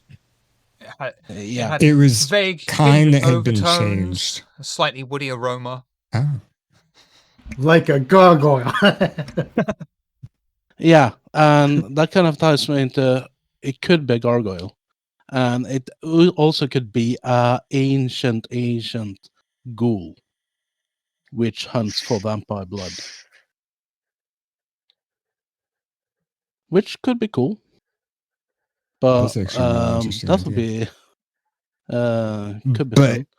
I have several Oh, never others, mind. but it's not really necessary to go down those paths because they're probably just Oh no! If you Yeah, if you want I to share guess them, it- feel free. I guess a powerful ghoul wouldn't need to take orders from a kindred that it drinks blood from if the kindred's dead, right? Correct. But it'd There still are- be a ghoul. It would be a I guess, for lack of a better word, a sireless ghoul. there is in lore there is a hunter that is basically a ghoul. Yeah, That's actually a really cool concept. there are independent ghouls who will basically do work in exchange for vitae, careful to not get themselves Mm. bound to any one vampire. But Hmm. when you're also talking about extremely old elder vampires who could potentially whose vitae would be powerful enough to make like a super ghoul capable of killing kindred, usually vampires of that level also have like the plot ability to control people through their blood. So they might be able to give the ghoul orders just from that connection of them having the vitae in their body. yeah, and kind of there's so many stuff when you start thinking meta on this, like it could be a changeling, it could be a ghoul changeling, it could be or it could be a fae, a changeling. A fae is kind of in my head. Yeah, but changing Yeah, is a yeah, specific fae. I'm watching Silver closely to see whether or not he gives a hint for if he guesses right or not. It's a were hedgehog. Yeah, which is kind of one of the things I actually been thinking about, but I kind of pushed it away a bit. A were hedgehog? I don't think it's a werewolf, because the signs on the battle scenes are way too little destruction. It would be much, in my head at least, it would be much more destruction on the battle scenes. if there Mhm. was changed werewolf fighting a powerful vampire. Because the scenes are Uh, quite Yeah. calculated. They're targeted, aren't they? They're targeted scenes. Mhm. Yeah. They're calculated. It's Mhm. not rampant frenzied destruction. Yeah. Exactly. I mean, Which it is what is, you'd but see with there's a raging something werewolf. left. Yeah. Mhm. Mm. Yeah, because yeah, I with Amon, I've been playing up the whole "it's a werewolf, I swear," but that's clearly because the guy's like prejudice against him hugely for more than one reason. This is why But Mercy and Amon can't be friends. Kemi's just asked, isn't exactly, that, meaning werewolf blood, the most tasty for a vampire? And yes and no. Werewolf blood is extremely addictive for a kindred. It also, I think, pretty much any role in game, in mechanics wise, any game where you do a roll and you've got kindred vita in your system, you are also likely. he's saying not werewolf blood, Oh, fey Fey. blood. I'm not sure. Can they even feed on Fey? Yes. yeah, I was- so Yes. so werewolf blood has it basically brings you closer to the beast. It makes it easier for you to frenzy. Fey blood is, I believe, it's kind of like heroin. It's Yeah. like really psychedelic and addictive, and yeah. And then mage blood,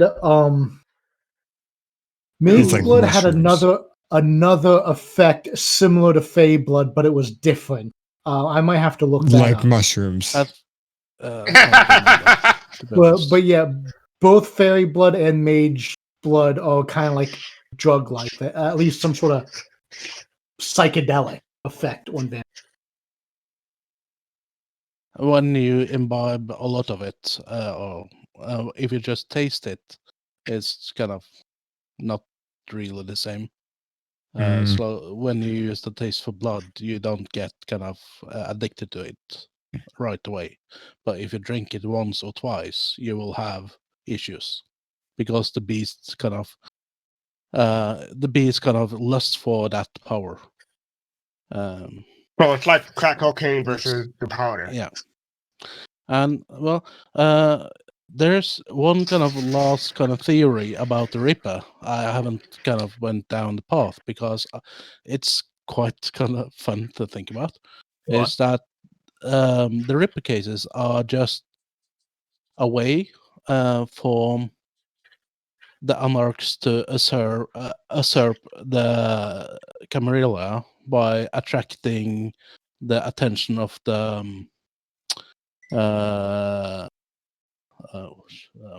Second Inquisition? pardon, it's Second Inquisition.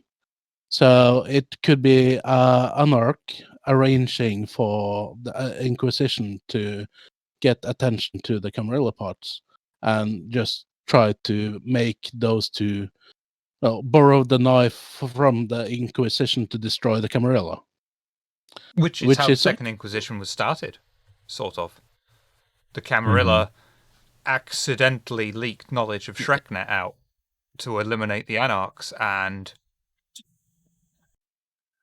Vienna gets blown up, London gets exodused. Nitro. So Oh, sorry. yeah, sorry. No. That's kind of my main theories. So I'm sorry. No, not at all. I'm sorry. Nitro. Um, What do you think Amon's very Fastcard thinks? I think I don't know. I never know what Fastcard thinks. But Usually something along the lines of "Damn, honky." but no, Amon's very one track mind right now for obvious reasons. But as a player, I've kind of along the same lines as Nuskavian and Triangularity, where there are clues that are clearly pointing that it's not necessarily a werewolf. It's something trying to make it look like a werewolf. Because like you said, there would be more disorganization if it was an actual werewolf.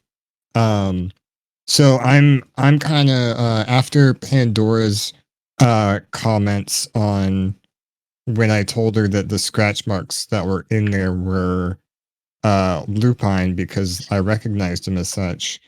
And she mentioned like a gangrel, like a high. So doing the same thing, I'm kind of thinking maybe it's like a high level gangrel, like an ancient gangrel.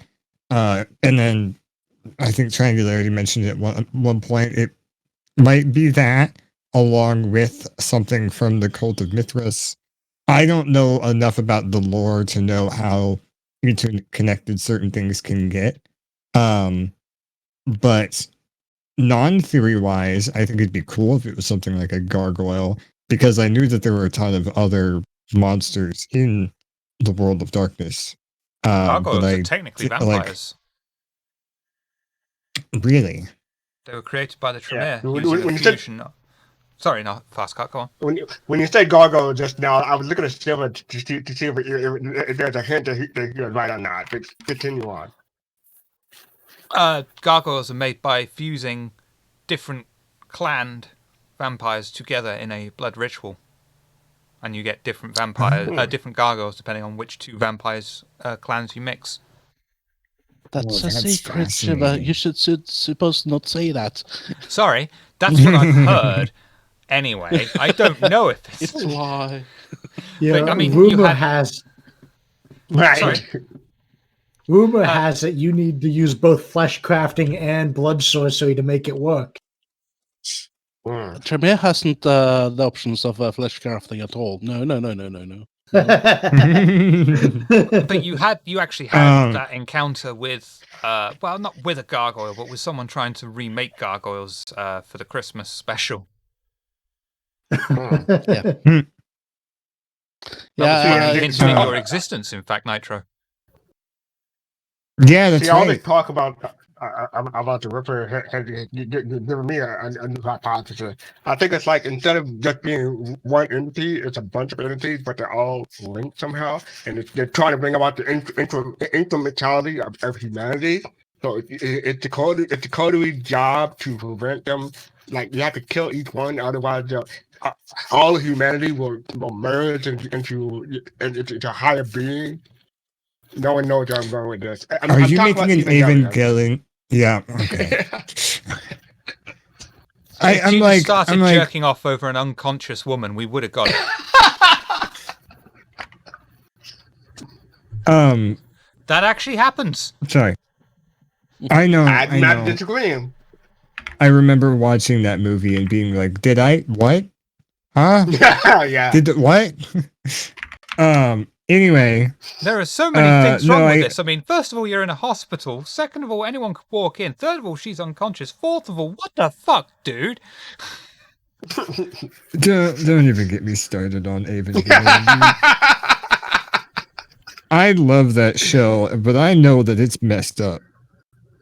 Anyway, I successfully derailed this discussion into anime. Yes. you did. Fuck. But no, I think it's very there's one very high possibility that it is more than one person, maybe part of an organization that has a goal in mind for doing this, like the Second Inquisition or something. Or But the my resurrection real of theory Mithras. is yeah, that could be it too. My real theory though is that it's the cat from John Boatman in episode 0, and he's mad because Amon threw his pillow off the boat. The camera traditions / laws. Rule 0 is don't get caught. Rule 1 is the masquerade. I don't remember the rest in order, but there's the rule of accounting, the tradition of accounting, which is do not randomly sire anyone unless you have permission. Shit, what are the rest of the traditions? Destruction. Haven, respect to kindred's wishes in their own haven. I don't know if you said that or not. I'll just look. Yes, those are both ones. Right. Number 1 is masquerade, hide the existence of vampires. Number 2 is domain. A kindred's hunting ground is his own territory and he rules it absolutely. Or she. or they.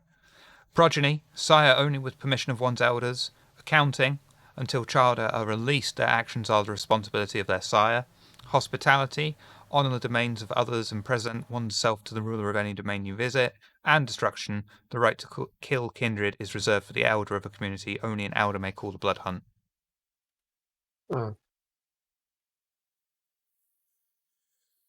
That's why everybody Bastard got really defeat. excited when the prince was like, "Yeah, I don't care if this Genicel dies." And the stream just got a little bit more sensational. Yeah, I actually need to head off myself, Oh, okay. though. Okay then, Tina. Yeah, it Oh, was I fun, see though. how it is. Yeah. Hi, Miss Arts. There's too many camis in this call for him. Keep watching. I'm gonna go hang out with kids. Well, we'll see Tina not this coming game, but the one after. Hopefully. Yeah, sorry I couldn't make it this weekend. Saturdays are hard for me. Yeah. Well, if he was thinking about not showing up to the party anyways, being the only anarch, we could probably spin that into a story. Mhm. Yeah, I'll figure something out. I'm pretty good at coming up with some stuff for Xavier. So It's a good thing you reminded me, because now I have to do a minor rewrite.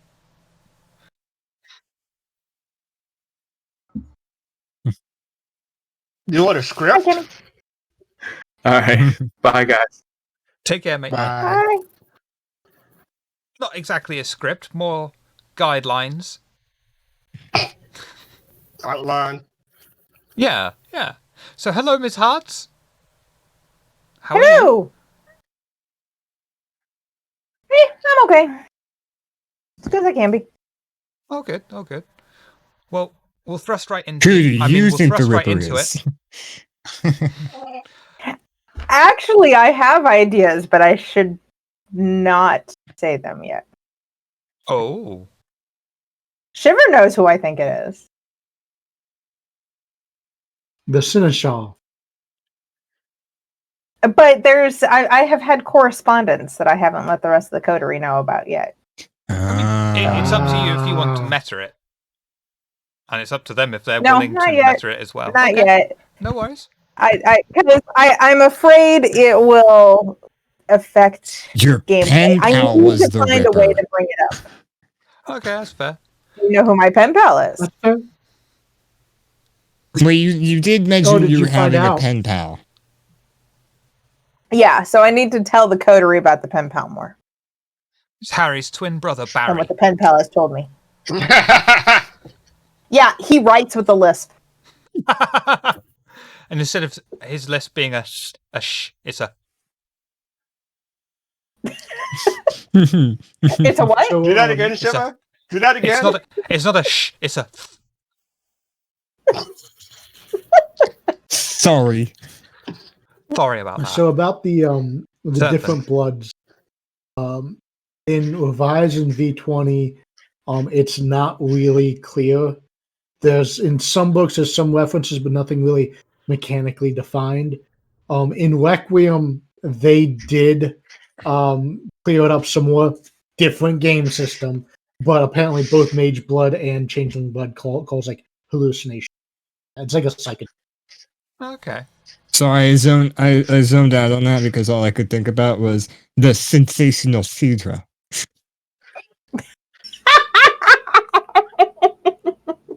My God. I mean, Wipe on your screen. I really regret Sorry Harry about now. that. Xavier just randomly called Harry, and he's like, "Oh, I'm going to contact my one of my contacts." I'm like, "Shit, Nosferatu. Make a voice, any voice, stupid voice. It doesn't matter. He'll never come back." Oh fuck. You fell Harry's for one pretty of the. awesome. I like it. Speaking of, that one Valley girl I got for Harry one time is still out somewhere in Oxford, and I believe blood bonded to me, isn't she? Is she blood bonded? Yes, well, probably not anymore.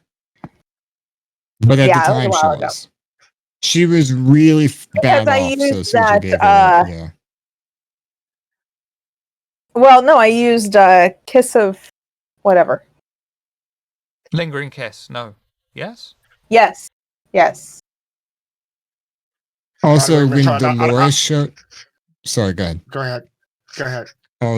I was gonna say, when Dolores showed up, that's who I thought that was that girl. Ah. Because I didn't know Yeah. about Dolores, and then I totally forgot that girl had a Valley Girl accent.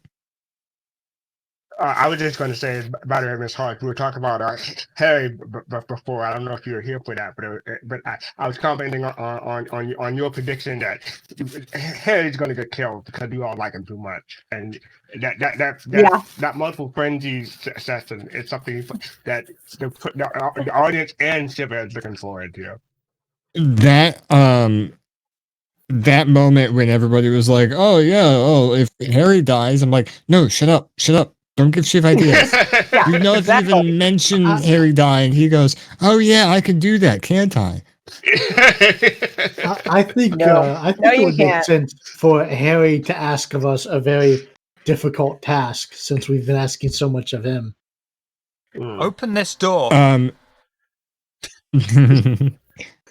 know that we're kindred, so we're not really like a good guy party, but it reminds me of a story in D&D where this party of like do-gooders adopted a wolf or a dog that they raised for a couple of years, and their house got broken into, and the player stupidly was like, "Yeah, let the dog enter combat."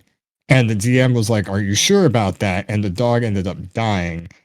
And the goody two shoes party literally went on like a mayhem spree where they They John kidnapped Wicked it. people. They John Wicked it. Yeah. Wow. They could have brought that dog back. There's like, a wish spell, or they could have just raised Dad brought it back as a zombie dog. Yeah, can you imagine Isaac being there? Did the dog have like a favorite toy of some kind? Let me see the dog's collar. Which Yeah. a feather can be an object, a place, or a person. So technically, if there's someone really important to them, I could use another person, put my blood all over them, and use them to summon the ghost. And then when I go to tell the ghost to do something, I threaten to kill the person because I usually have to use the feather to threaten the ghost.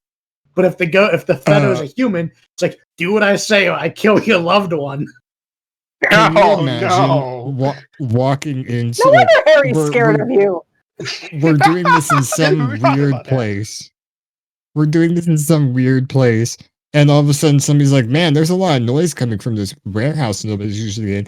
They open the door and it's all of us surrounding Isaac. They're holding a knife up to a guy covered in blood, going, "Follow my orders or I kill him." And they just go, "Nah," and they just shut the door again. Yeah, but I mean, if Harry dies, you all are going to go John Wick in Harry's stead. I imagine. So I remember when Walking Dead was like in season 3 or 4 or something like that, and all the main characters were getting killed. There were a ton of people wearing shirts saying, "If Daryl dies, we riot." We need to make up shirts for our two fans that says, "If Harry dies, we riot." That's amazing. Shit.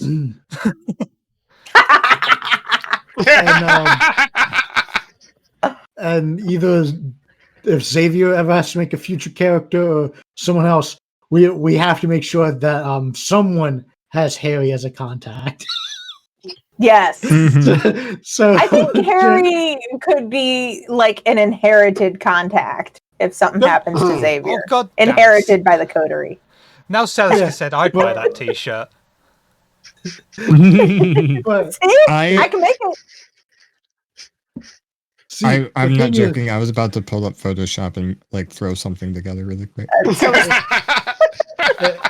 if everyone's like, Harry can't die, and she was like, "Don't worry, I won't kill off Harry. He'll go and kill off Xavier, so he can't call Harry."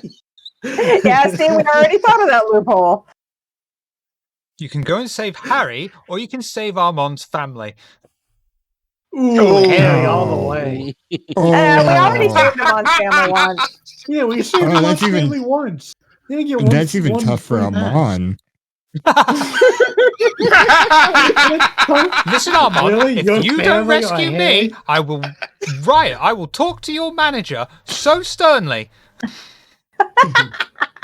I immediately go over and open Harry's cage. Hey, look, Harry, I found you a new friend.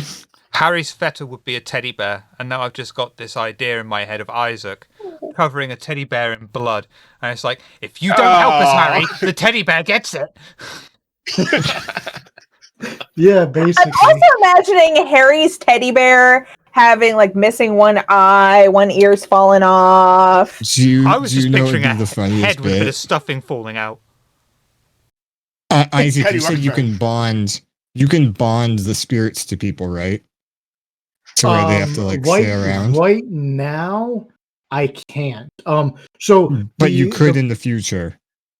if I decide to dump a whole its level, I think doing. So what are you talking? I think at level 4, I could like send a spirit to Ooh, like level 4. haunt someone indefinitely 4 or 5.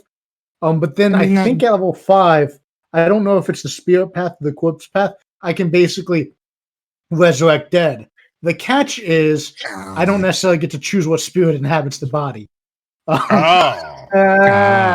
No, I'm So I'm it's- talking it's- about like if Harry dies, then we just bond his spirit to Xavier, and Harry gets to annoy Xavier all day, every day for eternity.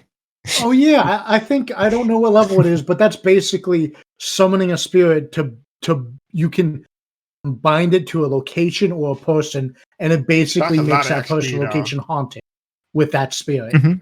So yeah, yeah, definitely. But like I said, that's a lot of XP though. I'd have to check, but it's the binding it to a place or person that might be easier than the like resurrecting the dead. But then again, the resurrecting the dead, it's basically like the nearest spirit. So if I want, for example, say Amon's child dies, I could resurrect his child, bring her back to life, perfectly like living and everything. But it might be a pet cemetery situation where that's not actually her soul in that body. Oh, I want to see this happen now. Yeah, right. I can't do that right now. That's like 5 dots, I think. I have a question as a viewer. So how much XP you typically get per week or per session? 3 or 4. They get Therefore, per week. 3. So that's a lot of weeks there. Everyone gets 3 XP as a base for just attending. So Kalo's quite far behind. Then I give up to, I think the most I'm willing to give is like 6 XP to someone. It depends. If I usually go over the 3 because I feel stingy, because it's like, oh, well, Cedra's got 4 XP, but Xavier's just been an arsehole. But that's good for him. So 4. You sound like me when I'm buying presents for my friends. Hey, I still got 5 XP to spend because I guess the Tron door correctly. So I got to figure out what to do with that. Oh yeah, I kind of forget that you do kind of like legitimately hand out XP when people do stuff. I've kind of not been like, They have a character I've been sheet. not writing it down though. You haven't been writing down your XP? The like not the per game one, but like when I'm annoyed, a shit will be like, you know what, for your troubles, here's 2 XP. I haven't been writing that down. Oh, I would shoot. I That stuff total accumulates. mine every week, but then when I use it, I subtract it out, and I've never kept like a running total, and I regret that I haven't done that. I've kept the running total. Yeah, for So the how much is your total? If I may ask. Nitro keeps Sure, a rolling I've- total. Let me pull up roll 20. I'm pretty sure I probably have less XP than everyone other than maybe Kalo. Maybe I don't know. Maybe about the same. but because I'm newer. But I think I have about half the XP Xavier has, if I'm not mistaken. Let me see here. Okay, I was just curious. Roll 20 is loading. As soon as I see my sheet, I'll let you know. So, Okay. Ms. Hart, Cedra, Yes. last Yes. session, any thoughts, feedback, anything that stood out to you, highlights? I've drank since then. You were What do we drinking do during. last- You lost your And? mask. Nothing. She Oh, didn't, that's she right. didn't My use it. mask got knocked off. Which was fun. Oop.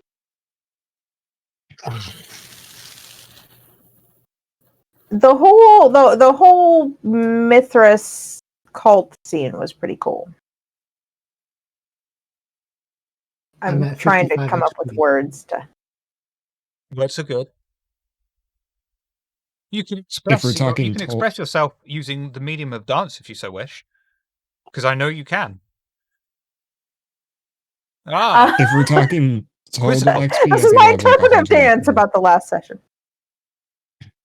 there was a big What box, was a that, little Nitro? box, and a cardboard box. If we're talking about full lifetime experience, I think I have 104. Wow. Yeah, I haven't kept that. I don't know how much I'd have. I keep it in the because there's the spendable Yeah, there's a XP box and the for total XP. Yeah. Yeah, I decided not to do that. Figured it out. Like an idiot. Makes you feel any better? I only just recently discovered what the point of having a resonance is on a kindred character sheet. Yeah, And? that's a new thing. It's for the person. You write down the resonance of the person you last fed on, so you know what resonance you've got an affinity for, so you know where to apply your bonuses. Mm. Oh. But that doesn't really Oh. count if you use a herd. No, unless you can level up the herd to get resonances, I believe. Herd's a fantastic resource to have. It makes things so much simpler. Just like feed, done. Because the feeding It's, seems something. Oh, go on. Oh, no, it's fine. No, please. I was just gonna say it would be a bit difficult for Isaac to have a herd unless his herd was just like a ward of comatose people who can't scream or anything. Because Isaac's whole thing is Or he people who does breed like rabbits. Well, I mean, I don't think he Oh, wants you to don't kill them though, do necessarily you? kill them. No, I don't kill them. It's just like for most kindred, the kiss is they call it the kiss because it's pleasurable. It feels nice. They like it. Mhm. For Isaac, it's pain. It's just Mm. severe pain and it causes damage. Superficial, I think, if it's just feeding. So you Still, can't it's lick? just pain. No, I don't think so. I don't think so. Yeah, What was the I question, have to Fast check. Cat? What? What was your question, Fast Cat? Lick the He wound. can't lick them. He can't lick the wound. He can still lick the wound. Oh, I can? Okay. Yeah, that only heals the puncture mark, so it doesn't. Right. It It doesn't doesn't stop. take away the pain. No, you said Exactly. superficial Much, damage. So I was much thinking, like the alcohol I drink every week, it doesn't take away the pain. no, he's saying superficial damage. So I was thinking, That was good. so I was thinking, look at the superficial wound. Won't make that go away or whatever. It just makes it obvious that it hasn't been fed on. Okay.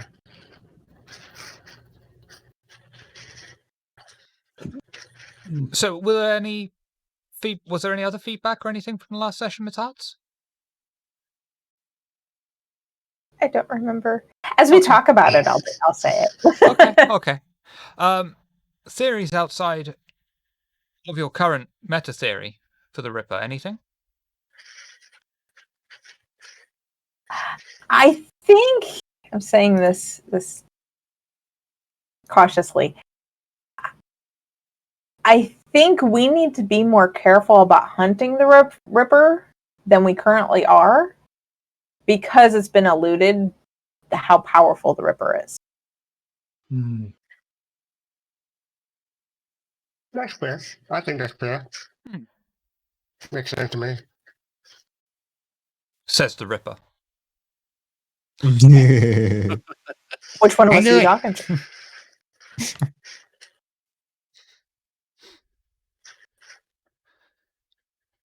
Celis said he liked how Armand tried to force open an unlocked door. I I was mentioned that being before. an Yeah. That was angry, broody teenager at that point. Yeah, I was gonna force it open. That was quite funny because I knew it was unlocked, obviously, and you were just like, Hmm. "Ah." I'm on Smash. So by this time next week we'll have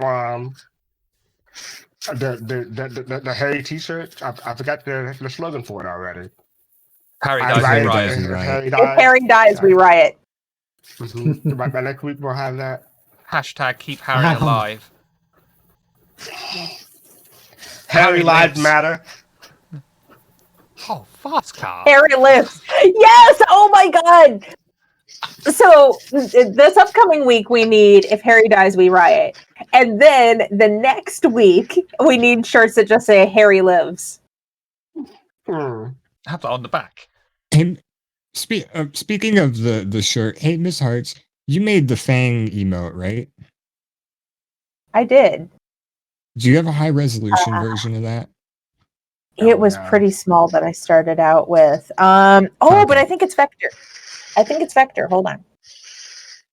Because talking, I'm I'm trying to use the emote from Discord and scaling it up looks terrible.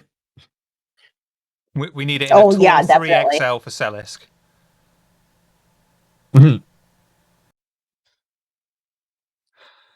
Yes, it looks like I did make it a vector file. Anyway, It's what are we in our talking about? promotional graphics folder. Oh, cool. I'll go check that out now. Oh, It's God. just called Peak.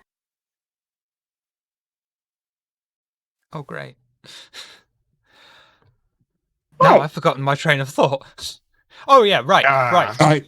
You guys thought I was joking when I said I was going to throw something together in Photoshop right now. That's the only reason I stopped, just because I assumed you were doing it. Well, you can have a competition. You both do it at the same time and see who look better. That's going in the bank. Nah. And we can get I'm them printed up finally for in the spreadsheet. bank, everyone. And these days, you can even get that T-shirt actually made. I'm going to get one that just says, fuck Harry.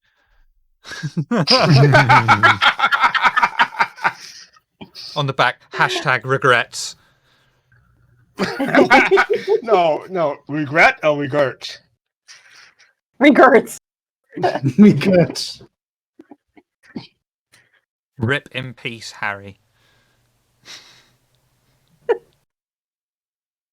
That's the meme. That's the meme. Fast car is the rip in peace. Oh, okay. That's the, yeah. I didn't know I'm about fully that. aware that RIP stands for rest in peace. No. I was like, okay, thank you for explaining. I didn't know that was a meme, though. It's a lesser known meme, but it checks out. Like Did you get that file, Nitro, or do you need me to send it to you?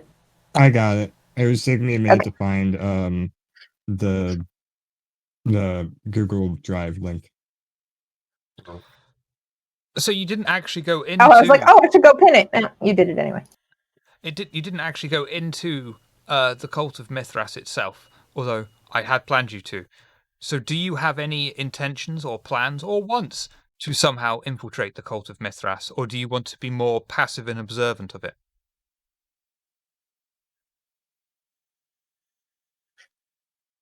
I mean, I think Cedra would be more passive and observant, but would want to definitely watch a lot more of the cult of Mithras.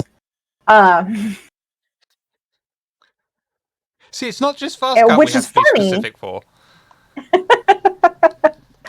Which is funny because if anyone had the ability to infiltrate it, I would say it would be either the Doctor or Cedra. Mm-hmm. The Doctor because he's Tremere, and Cedra because she's an actress, basically. Performer. Interesting. Very interesting. Do you remember during the Masquerade Ball when Kalal said to you that there will be members of the Cult of Mithras here and that they would be worth making an ally for you? No, I don't remember. Ah. I don't remember. But that someone happened that night. I'm looking at my notes. Yeah, I don't take notes. You can't. Even Rob. better. I can't So I use different notebooks for different things. Everything gets its own notebook. And the notebook for our game, Oh, Nice. which was a gift from Aloran from the Star Citizen community. I use the Oh, nice. official VTM notebook Of course. available from Medivius. I alright. wish. I wish. Do we get sponsorship credit for that? I wish. If only. For the Amazon. Oh, so Marketplace, my notes from the Masquerade Ball about Mithras just says Cult of Mithras. I'm thorough. My Accurate. notes are pretty bad too. Isaac is better at taking notes than I am. Let's just put it that way, okay? This is why you need me as the storyteller. I mean, I do have notes. They're just not. E minor, Yeah. C. There's a G somewhere. Yeah. I have a line for you. I have detailed files. There you go. You want to tell them? I had to switch universes. That's a Terminator Terminator 2 2. reference. Yeah. So yeah, the upcoming session, because after every game, I ask, if there's anything specific players want to do or have either in the next game or happen beforehand, let me know before a certain day, because that still gives me enough time to plot it in. No one had anything. And for no this one ever replies. Very rarely. Yeah. Very rarely. I replied last week. Yeah. And when Nitro was panicking, he was very communicative. But nope, not this week. So this week, I thought, all right, fuck yeah. Uh-oh. I've got Oh. minimal amount, planned. There's the party happening, which if you should know already because the invite went out. And then after that, I'm like, so, what do you want to do? For good, guys. For good. Frogurt. Now every session is just going to be us going out for Frogurt. That's just all these are going to be anymore. The Frogurt is also cast. We could start our own Fogurt chain as a way to increase the coteries' money and finances, and we can have a special kindred only flavor that is basically Vitae and Fogurt. Dolores would totally manage that. She loves Frogurt. She'd eat all of our product. The Up in Arms, Booze and Frogurt. I We don't have a hot don't want to barmaid. do this in real life now. Booze, Frogurt, and Ugly Staff.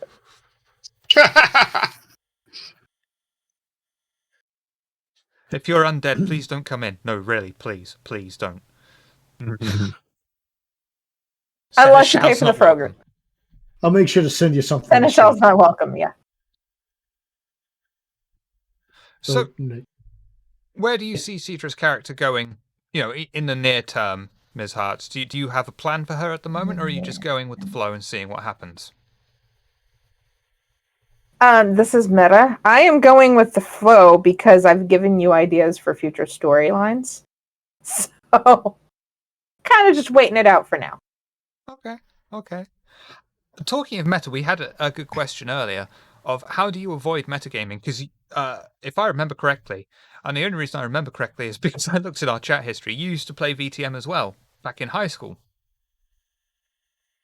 I did, but ours was very much a homebrew. Like, we're like, oh yeah, that's what the book says. Okay. We'll kind of take that into consideration. And we just did whatever we wanted. So we didn't necessarily keep record of XP week to week. When we wanted something, we just, I want that spell. We'll just add it. So it was not a very organized thing. And I think we read through the rulebook once, so we didn't necessarily know what we were doing. It's quite complicated. But so how do you avoid, metagaming Cedra? I mean, I guess it depends on what you consider metagaming. With Cedra actually knows more than I do. So I feel like if I'm doing something like researching lore or something like that, that's not so much metagaming, because that's what Cedra did in real life, and that's why she was embraced. So she would know all of this stuff that I'm just now finding out myself. Yeah, that's fair. And So I don't know what the opposite of metagaming would be. Gaming. If it comes to that bit where it's your character would have this knowledge, but you personally don't, then that's when you would say to the storyteller, would I know this? And then the storyteller has to give you this very brief TLDR, blah blah blah blah blah. Yeah, so Cain slew Abel, sort of thing. yeah.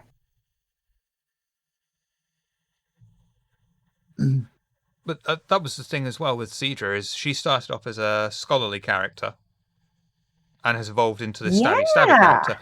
Who would have thought an Assamite would have turned into a stabby character? Right? Oh, I want to tell more about Cedra's past, because I think it's interesting. But there's not necessarily all that many opportunities. Yet. now, Yet. oh, wait, would that be this? So this would, I guess, be meta, and I don't know if this would maybe possibly fall under some ideology of one of the groups. But do you think Cedra as a lorist would adhere to the I guess the more common belief of like Cain the first vampire slew Abel, etc., etc.? Or do you think Cedra would like the idea of what was the other one, like Lilith being the first? Is that the other one with Lilith being the first vampire or something like that? I don't know. I have to read the. But I know there was one of I the think she's related somehow, but I forget how. Lilith is like mother of Something- vampires or something like that. Yeah, she's not exactly a vampire. if you go with the Bahari belief, then she was the first vampire. If you go with a more general belief, she was the first mage.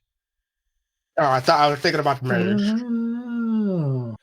But Lilith Interesting. herself it's always been very ambiguous as to just what the fuck. Is she? Yeah. Huh. Because I mean, vampire. technically, she ascended to mage. godhood. So here's a question: And- who is the first werewolf? Because I don't know that one. I don't know if that's in the lore somewhere. I haven't read any werewolf lore. I know that the werewolves are older than vampires. Mm-hmm. So evidently older than Cain. Probably. Yeah. So they I believe, and again, my werewolf knowledge is not fantastic, but I believe Peter the Wolf. I Oh, believe okay. So the that's accurate. werewolves are not like entirely like it's not necessarily a werewolf was born or created. I think like they are kind of in part spirit beings. So like the earth spirit Gaia basically puts these existing guru spirits, and they're kind of like almost reincarnated into the bodies of kinfolk. So the guru spirit is kind of older than the body they inhabit. If I'm not butchering that, I think that's how it works. Yeah, that has past life. Yeah, yeah. That's an actual trait that you can buy for a certain character. So similar to Yeah, Cathians. So Yeah, in so werewolf, the- how do you do werewolves? Is it from biting or? No, Born. it's You have to be breeding. born. Oh. Jason Like two Bourne. kinfolks who have like a werewolf gene can create a werewolf, or a werewolf can breed with a kinfolk. When and two create a werewolves werewolf. really love each other. Now, these You get a werewolf Midas. genes, Fast Cat. When a person changes into their war form or beast form, do the genes stay the same size, or do they get torn to shreds? There's actually a rite called rite of talent and dedication that they can perform on their clothes, so that the clothes can change with your wolf depending on what What they don't think of.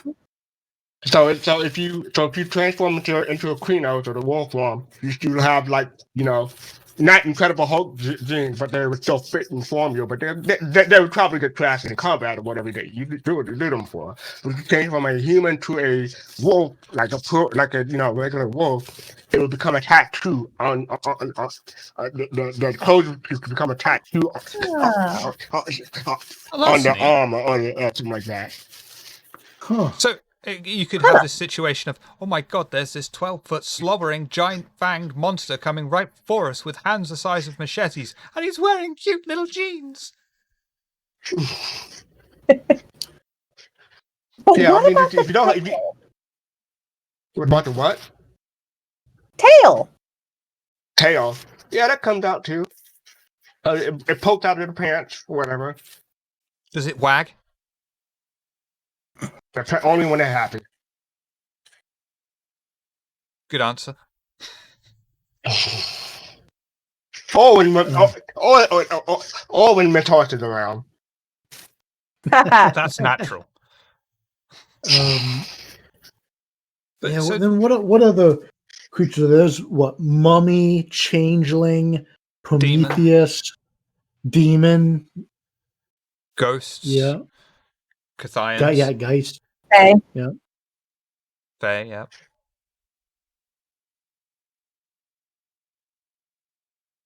There's a lot. Mage. Yeah. Yeah, maids obviously. And this is just off the top of the tip of the iceberg sort of thing, because then there's subsects as well. Yeah, like you have were-cats, were-rat, were-lizards. Were turtles. Where's Where Charles? And when mages decide that immortality is more important than actually having good magic, they become Tremere. So According to the rumors. Rare elephant. But then, of course, the origin of the Guru is very similar to the Cathians, in that the Cathians had a mortal life, sinned a lot, and then had unfinished business as well. So you've got this mix of Garu and spirit world, and then coming back as Asian vampires.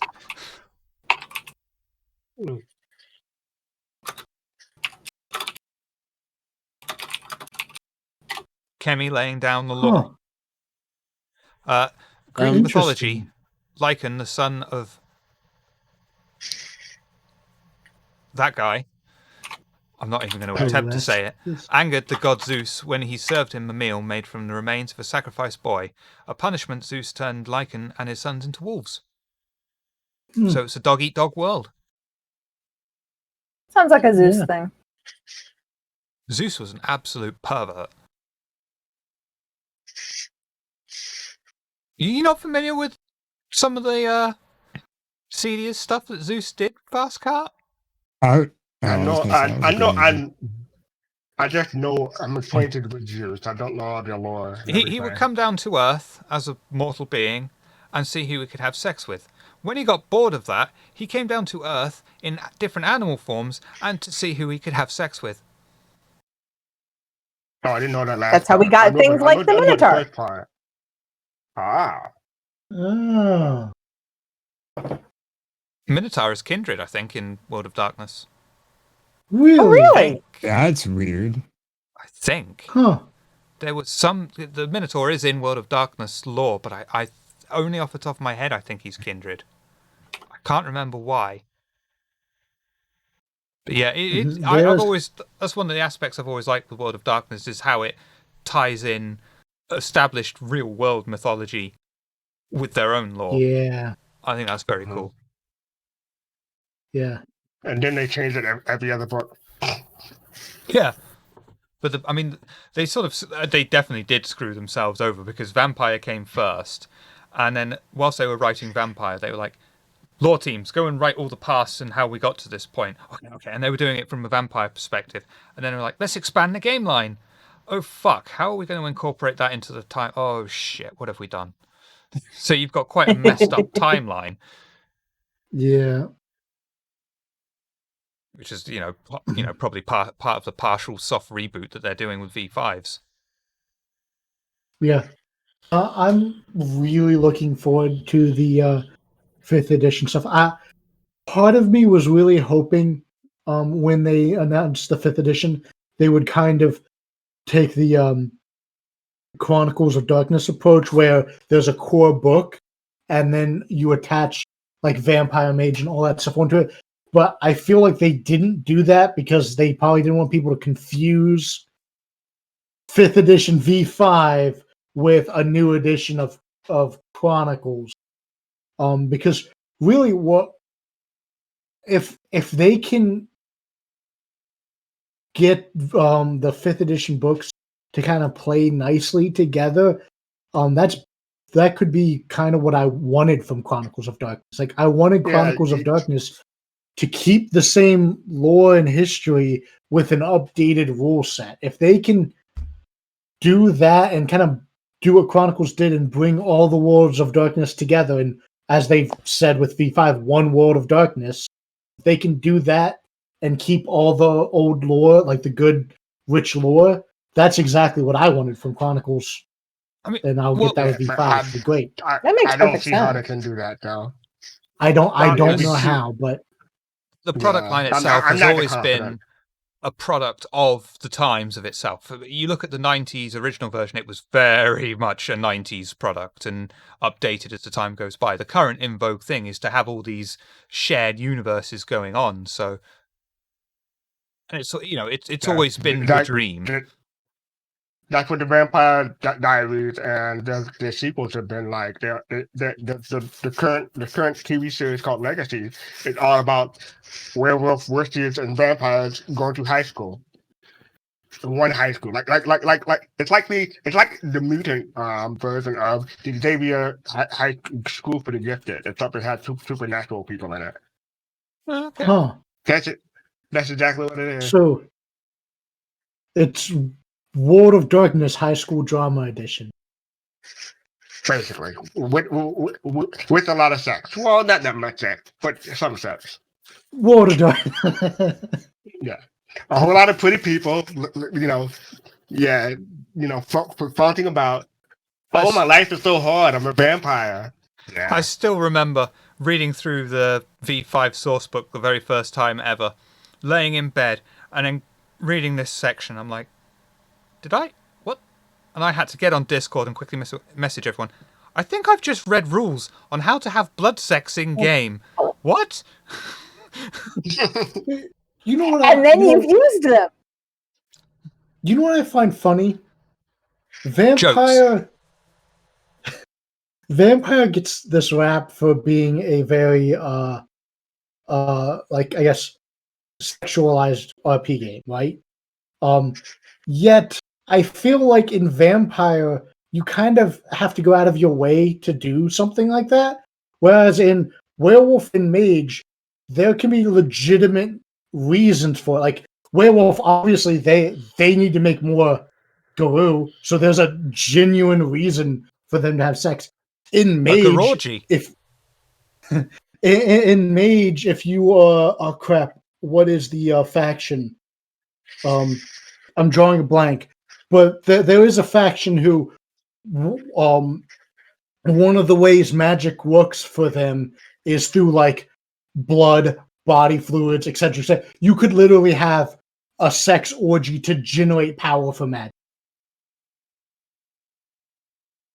Yet with Vampire, you have to be either a low enough generation or spend blood. Like you have to go out of your way to make it happen. Kimmy asks, isn't that a semblance of them being alive? Sometimes. Sometimes it's just a means to feed. Sometimes it's just a trick to blood bond another kindred or someone to you. Because it's not the sex in BTM doesn't have to be actual sex. It can involve the risk of opening a wound on yourself, letting it run down. I don't know why I'm pointing specifically to the arm. It could be anything. Letting it run down until the heat of the blood bond has been burned off and it's considered safe to ingest that kindred's vitae without being blood bonded. And that's part of the risk of it. And the excitement, apparently, is engaging in that without being blood bonded. But it comes at the risk of being blood bonded. Actual sex can happen, but that's not the point of the sex. It's weird. And vampires can't breed either in VTM. Thin bloods are a grey area where you, in theory, yes, but maybe not get pregnant or cause a pregnancy. But then sometimes, yes. And that's meant to be very rare, and that's how you get a dampier. Looking at you, Kalo. Because Kalo, in case you don't know, because we haven't really expanded on it much, because Kalo hasn't fucking been here much, he has a dampier child that has infiltrated his house. It's not his child, though. No. And then, let me ask this.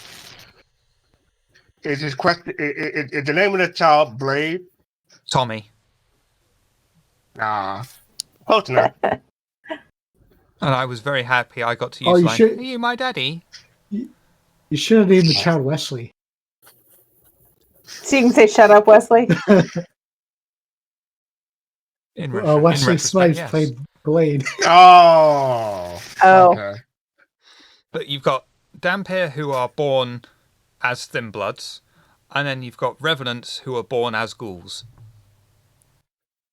Yes. And Revenants are really messed up. Technically, Dolores is a Revenant. So. Yeah. So, Miss Hutch, you know how you kind of have like a hood, right? Mm-hmm. I think you have a I haven't heard. Revenant families. Groups. Yeah, they're kind of like a step up from a hood.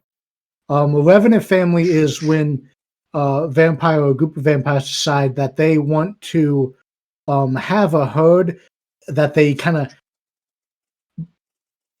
breed their own herd more or less. So they have ghouls make more. So yeah, it's basically a ghoul family. So yeah, it's mostly a Giovanni thing, but there were ghouls from other clans. No wonder he knows all about it. And women who are pregnant and embraced, usually, if they're going to turn into a full-blooded vampire, the pregnancy will be lost and terminated. However, if it was a thin blood that embraces someone else, which is extremely rare in and of itself because thin bloods can't really embrace, then you can get the dampier. There was another way which I can't remember, but it was a really weird, complicated thing.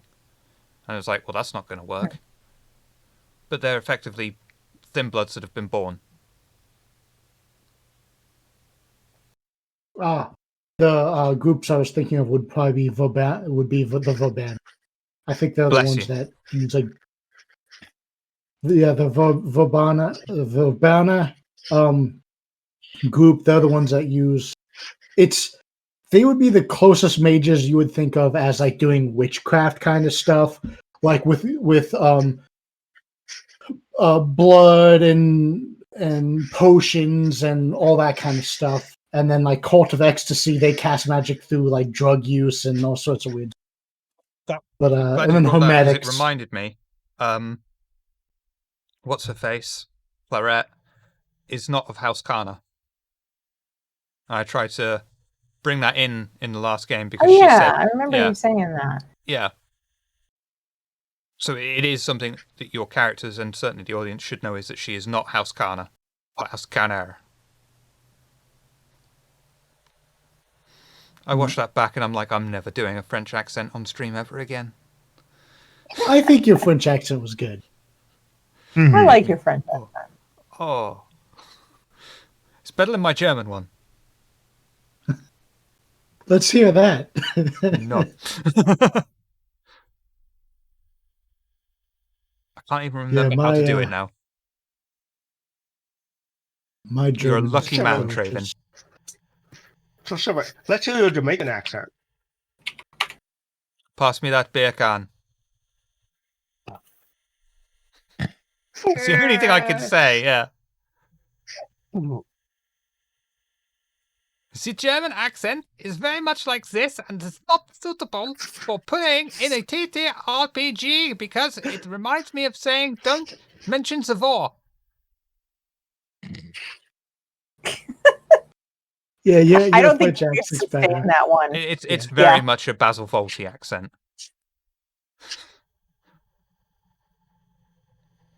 And I can't do an Asian accent because that's considered racist. Yeah, one Okay, of Nitro, we have got to make these shirts.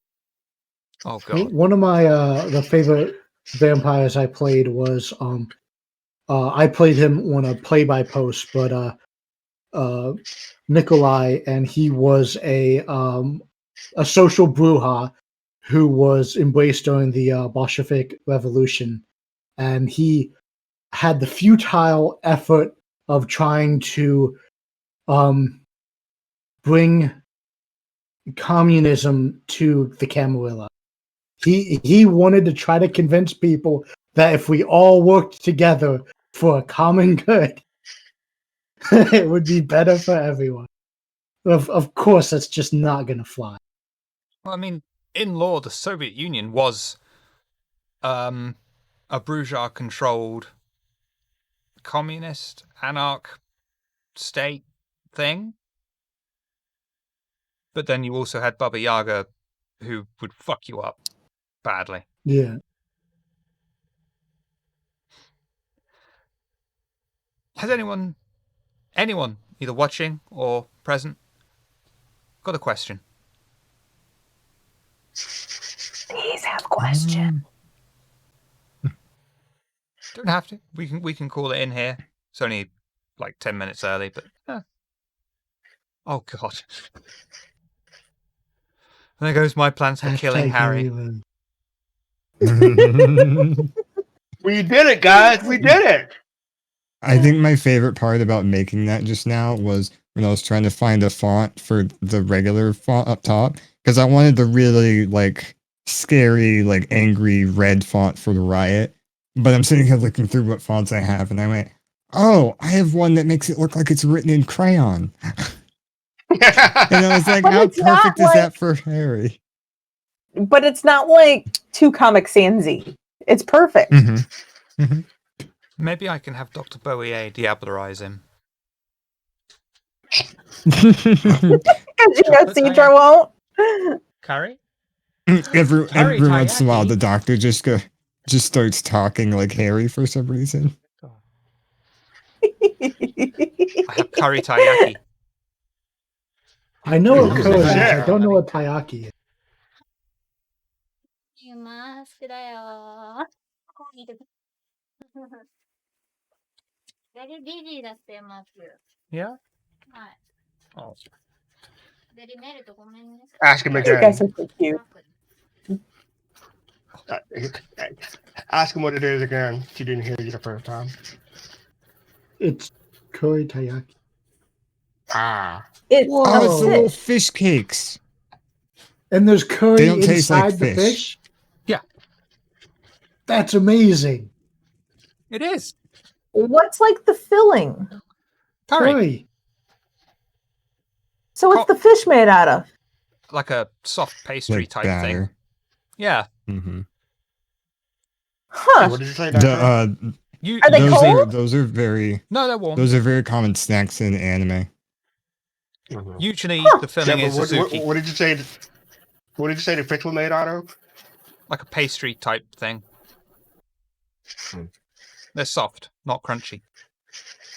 So it's like Okay. an open-faced dumpling. It's like a donut, a jelly-filled donut, a curd-filled donut shaped into the right. Tacos Like a is savory Japanese donut. That's a pancake. good way of describing it. Oh, okay. They're wonderful. And chocolate's my favourite, but curry's a good second. Now it we moved sweet? on to the food segment of the show. Sweet or... They're usually sweet, aren't they? I would imagine curry would Curry be is savory. sweet? Sometimes for lunch. There's a They have sweet bean. there's a or big chain, curd. and they do like a spicy tomato thing with a sausage going through it. That's nice. Mm. Red bean is good too. Azuki. I do like red. Azuki's all I right, want to but try these. the problem I have with Azuki is they like it so much they just fill with Azuki, and it's like I'm not that fond of it. Yeah. It's pretty sweet. Yeah. Yeah. Azuki is red bean. There's a black bean. Then they do a matcha, curry, sausage. White bean. Oh, so they do black and white bean. That'll please Fast Cat.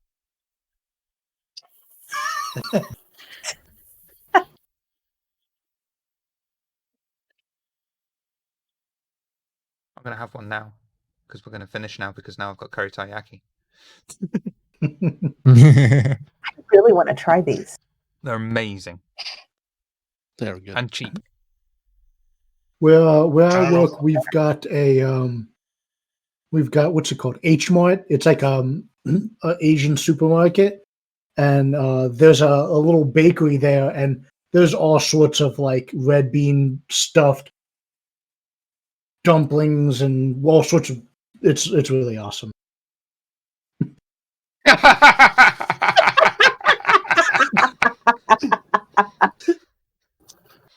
Okay, instead of Foga expansion, we would do a Taiyaki expansion to the up in arms. They make each half and then they put the filling in and then they close it. Yeah. It's wonderful. Huh. So we're supposed to make some bayaki sell. Yeah, and for the vampires, we can do vitae filled. What about the dough? We can't call. Huh? What about the dough? Well, the kindred will just have to tear off the head and drink it. Oh, it's No, like those little wax actually, bottles. I don't even remember why I know this, but blood makes an excellent substitution for eggs For in eggs. recipes. Yes. Oh yeah. How did I'm you and allergic Miss to Hook eggs. know that? So the number of people that sent that to me. I think I was Okay. watching Was a it bloody video ridiculous? where there was a restaurant somewhere that because it's usually just excess waste that butchers put out, there's a restaurant that uses blood in a lot of their recipes. When like blood pudding blood's the major ingredient in that. Are these people Klingon or something? Like Klingon blood pie? There is an artist in the UK, Tracy Yemen or something like that. I can't believe I'm telling you this while I'm eating. She did a few paintings and used her menstrual blood. Oh, I saw that. Huh. Chew the mental blood. Chew, chew, chew. I don't know what period of time that was, but yeah. Oh.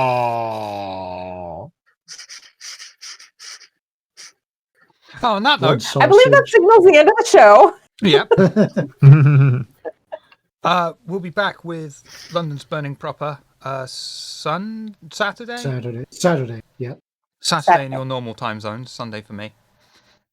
Usual time, which is 11:30 UTC, I think. Time zones, what are they? How do they work? And we'll see you Whatever Google Calendar tells me. Thank God for Google Calendar. Nitro, where can we That was find you Tina's outside work. of here? I am everywhere. Twitter.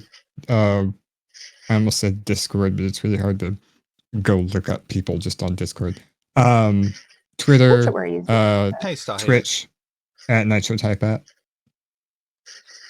Triangularity. Where can we find you? You could probably find me at my home in Norway.